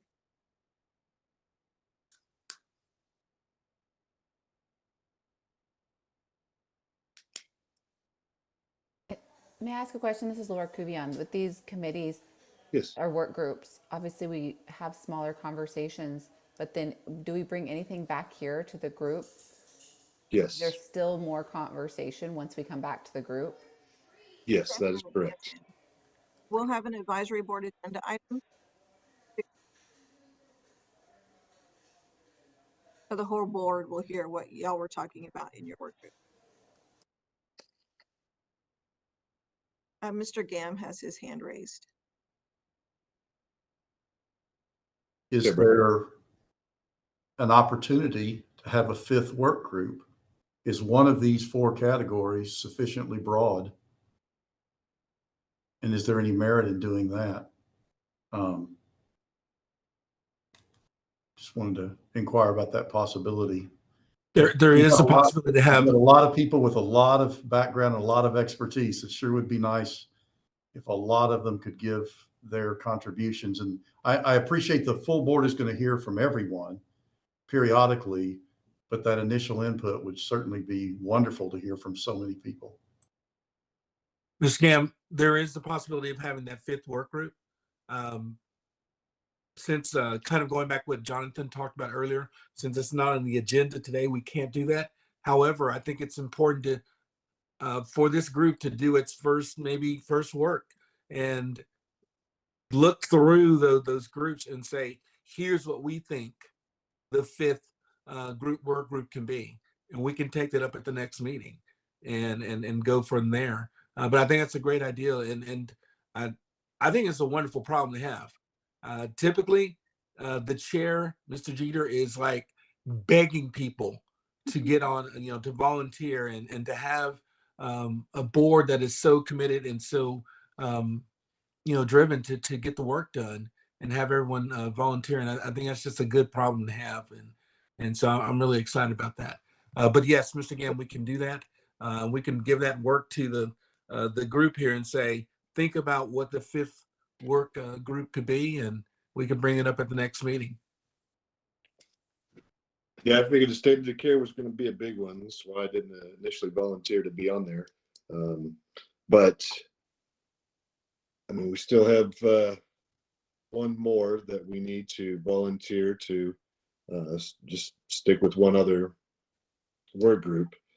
If we can't, I guess my process of elimination is to make sure I got some diversity on there. So make sure I have a contractor on there, make sure I have a consultant on there, make sure we have maybe even a trainer.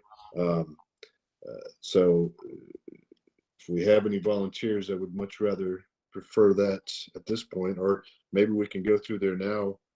Anna, do we have the diversity that we need on that? So we have Laura Kuvian, public member, Sherry Gaither, insurance, Bruce Okrulik, contractor, Marion Armstrong is a mold assessment consultant, Gary Stanford is a mold assessment consultant as well. And then we have Mr. Howard. He did not volunteer for this one, but he only has one. I'm not sure if he wants to be on this one or not. Licensed mold remediation contractor. All of our other board members are on 2 current work groups. Okay.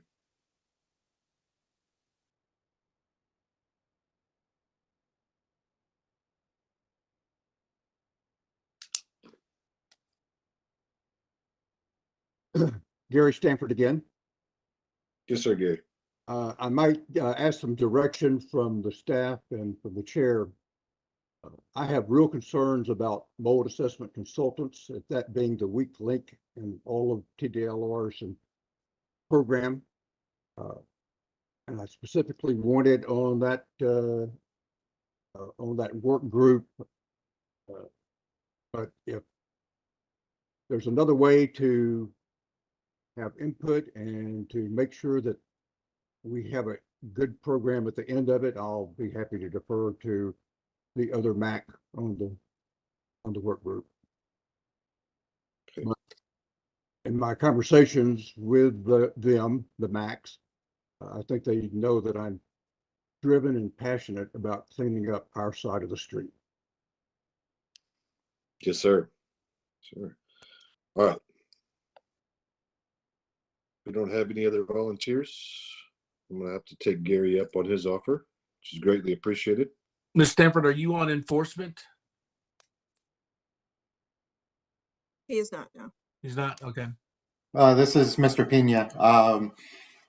I was also, I think Gary will probably be better off on the standard of care. I know I'm in enforcement and education, so I think it might be a little easier for me to come off of standard of care. Okay. Pena, thank you so much. Appreciate it. Yes, thank you. Perfect. All right. So that should set us up then, right? We still have 6. Miss Gaither, Brad Gam, Kuvian, Okrulik, Armstrong, and Stanford.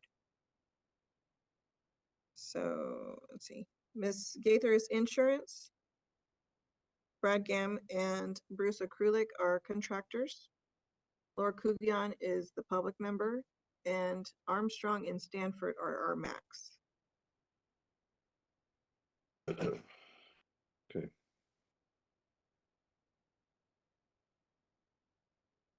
This is Laura Kuvian.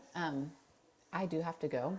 I have children still on spring break that I have to get somewhere, but I will say, I know there's 6, but this is like the one, I don't want to remove myself from my committee. I'm feeling this pressure, like maybe I should just come off, but this is the one where I feel like this is what I saw day in, day out as a community member in my home, and there were problems around this, and there were disagreements between remediator, insurance, mold inspector, and it was my job to navigate that was very confusing.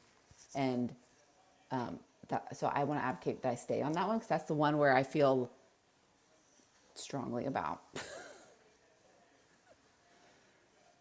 Sure. Thank you. Great meeting. I have Thank to you run. so much, Ms. Kuvion. Appreciate it. Thank you. Well, do we have any input? I mean, again, my thought process is Max and MRCs are important, probably the most important as far as the standard of care is concerned, because that's what they're being upheld to. I'm happy to join, but I know I'd have to kick another person off.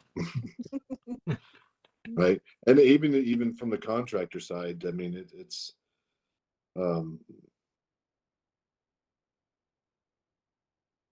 Mr. Chairman, you're not in an easy spot. I think Mr. Stanford has been magnanimous and really volunteering to step down. Ms. Gaither obviously has said, here's the one that she wants to be on. And I know you kind of threw out, you want to have the diversity on there. You're not in an easy spot. I think it adds more credence to what Mr. Gam was saying is we've got to figure out, and the staff will work on this as well, but we've got to figure out what that fifth,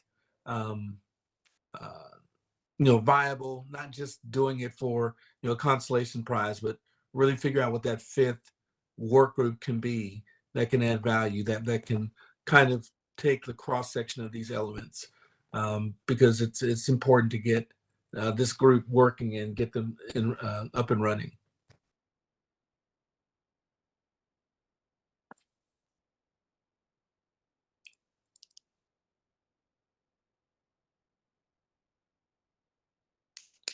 Anna, did we lose Mr. Gam? We did.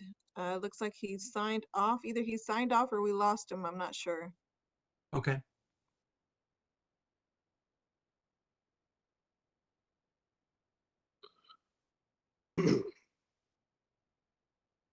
So, sir, if you wanted to have the MRCs and the MACs, we could have one person of each of those positions on there, and then a contractor, Ms. Gaither as the insurance rep, and Ms. Kuvion as the public member, if you wanted to do it that way. But you would have to pick who of those two positions you would like. Mr. Chairman, Ms. Armstrong has her hand up. Thank you, Mr. Chairman. And I don't know if my comment is going to be appropriate because I believe I'm jumping ahead one agenda item. But if we split standard of care as a proposal for an agenda item, then we can add to the second standard of care work group and then add those people back on. There's Mr. Gam. Pop back in. Ms. Armstrong, I didn't completely understand what you were saying or proposing. This is Brian, I'm sorry.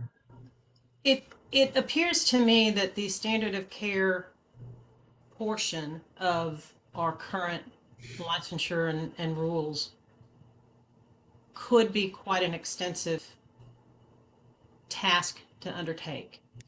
And it may be best served by splitting that work group into two separate, maybe a standard of care for mold assessors and a standard of care for remediation contractors. And then you can add the other disciplines in there to either one of those two work groups. And then everyone would have an opportunity to work behind the scenes, I guess, appropriately, of course, inside those work groups and then bring recommendations to the full board. I think that's a great idea. Yeah, thank you. Yep. John, is that something that we can do today? So that's what I was going to suggest. It looks like, I think what Ms. Armstrong was referring to was that the next section on the agenda is recommendations for agenda items at a future meeting. So I think what she was suggesting is we make that an item for our next meeting, and then we can have that group established at the next meeting. Am I correct? Yes, sir. That's what I was suggesting. Perfect. Okay. Mr. Okrulik has his hand up. Well, Mr. Chairman, this is Bruce Okrulik. I was just gonna, if we needed to, for the purposes of today, until we get to that next meeting, needed to get to a 5-member count, I was gonna defer my position on the standard of care work group. I think Mr. Gam can represent the contractors well, and if the opportunity presents itself at the next meeting or the future work group, then certainly I would love to be at the top of that list to join that group. But for the purpose of today, to get to 5 members of that work group, I will remove my spot and let Mr. Gam represent the contractors.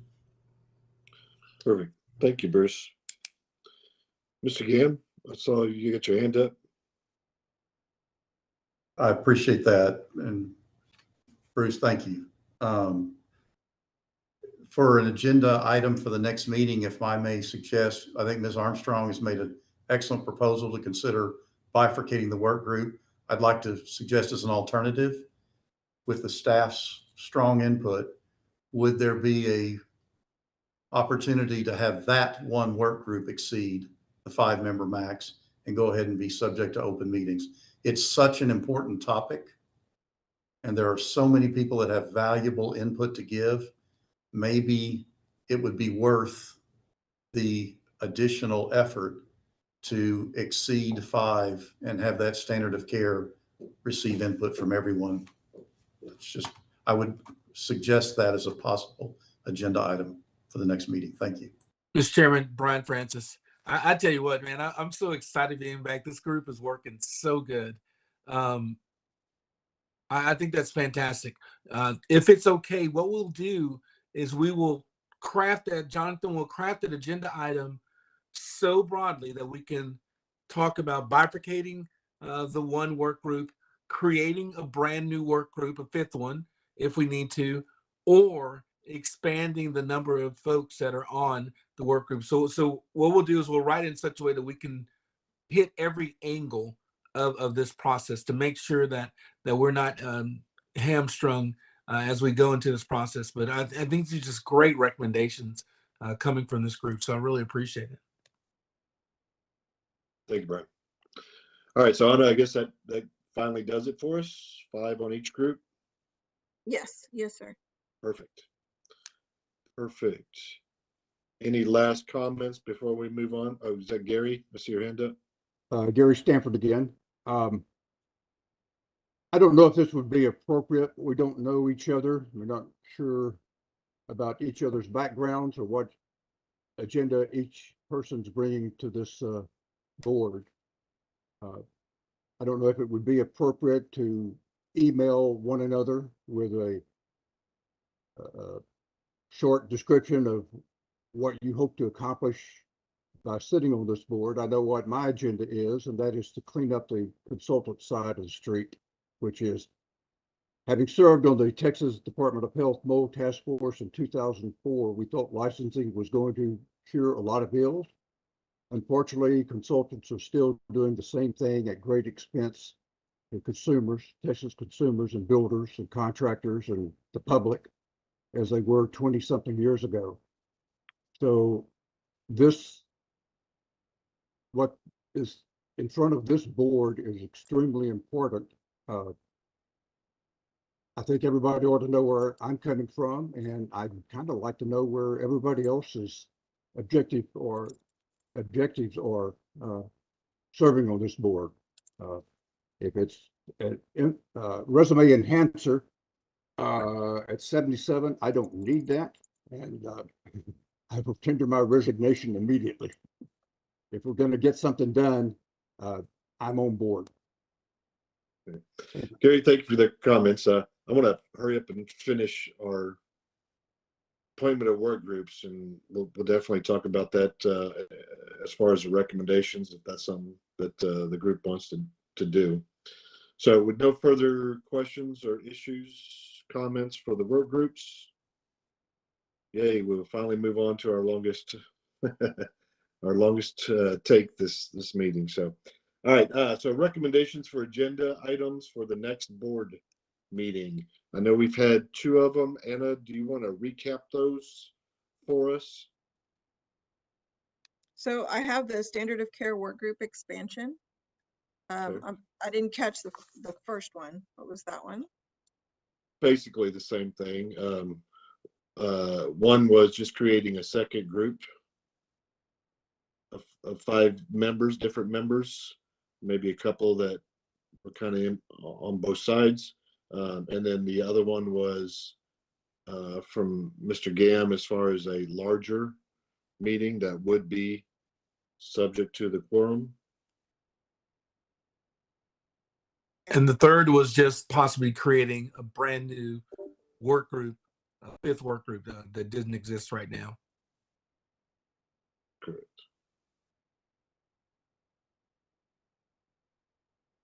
Perfect. Anything else? If I may, Mr. Chairman, Yeah.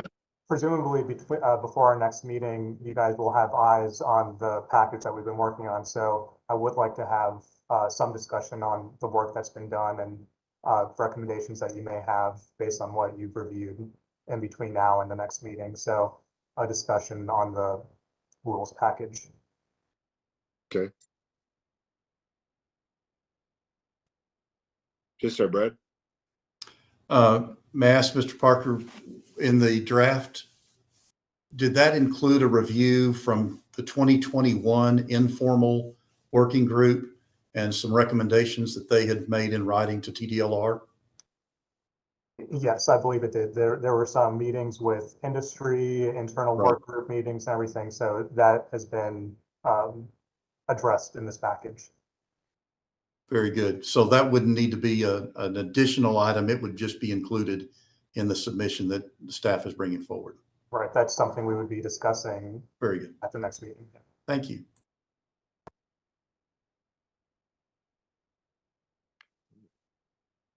And as always, if y'all have anything else that y'all think of between now and the time I file the agenda, please let me know and we can add that onto the agenda as well. Thank you, Anna. All right. Moving on to our discussion for the date, time, and location of our next board meeting. So this will be basically after the work groups meet. So we need to schedule a time for y'all to get together for those. And then for John to organize the proposed rules that y'all are going to be over. So I will more likely than not poll y'all for a meeting like I did for this one in the next couple of months or so. Perfect. And I know we're all anxious to get started right away, so the sooner the better. Just throwing that out there. No pressure. All right. Any last comments before we adjourn? Mr. Chairman, Marion Armstrong. Yes, ma'am. Do we need to establish the meeting dates for the work groups on this call, or is that something that you will be reaching out to each work group? Our staff will be reaching out to y'all depending on the work group that you're in. If it's education and examination, they'll be reaching out. Enforcement will be reaching out. So it varies, but TDLR staff will be the one that initiates the conversation. Okay, thank you for that. And I did have a question. Mr. Parker, you mentioned a package or a packet of material. Was that in addition to or separate from the packet that was sent in preparation for this meeting? So maybe my wording wasn't correct. When we have a draft set of rules, that's just what I'm referring to as a package. So that's not included at all in the materials you've received today. You haven't seen that yet, but you will be getting eyes on your portions based on your work group, and then we'll be discussing those in the future. Perfect. Thank you. Thank you, Mr. Chairman. All right. Well, thank y'all very much. I think we had a good start. I hope to see y'all's faces many, many more times, and look forward to working with each and every one of you, as well as our TDLR staff. So at this time, I'd like to announce our meeting for adjournment. It is March 18th at 12:10 p.m. Thank you.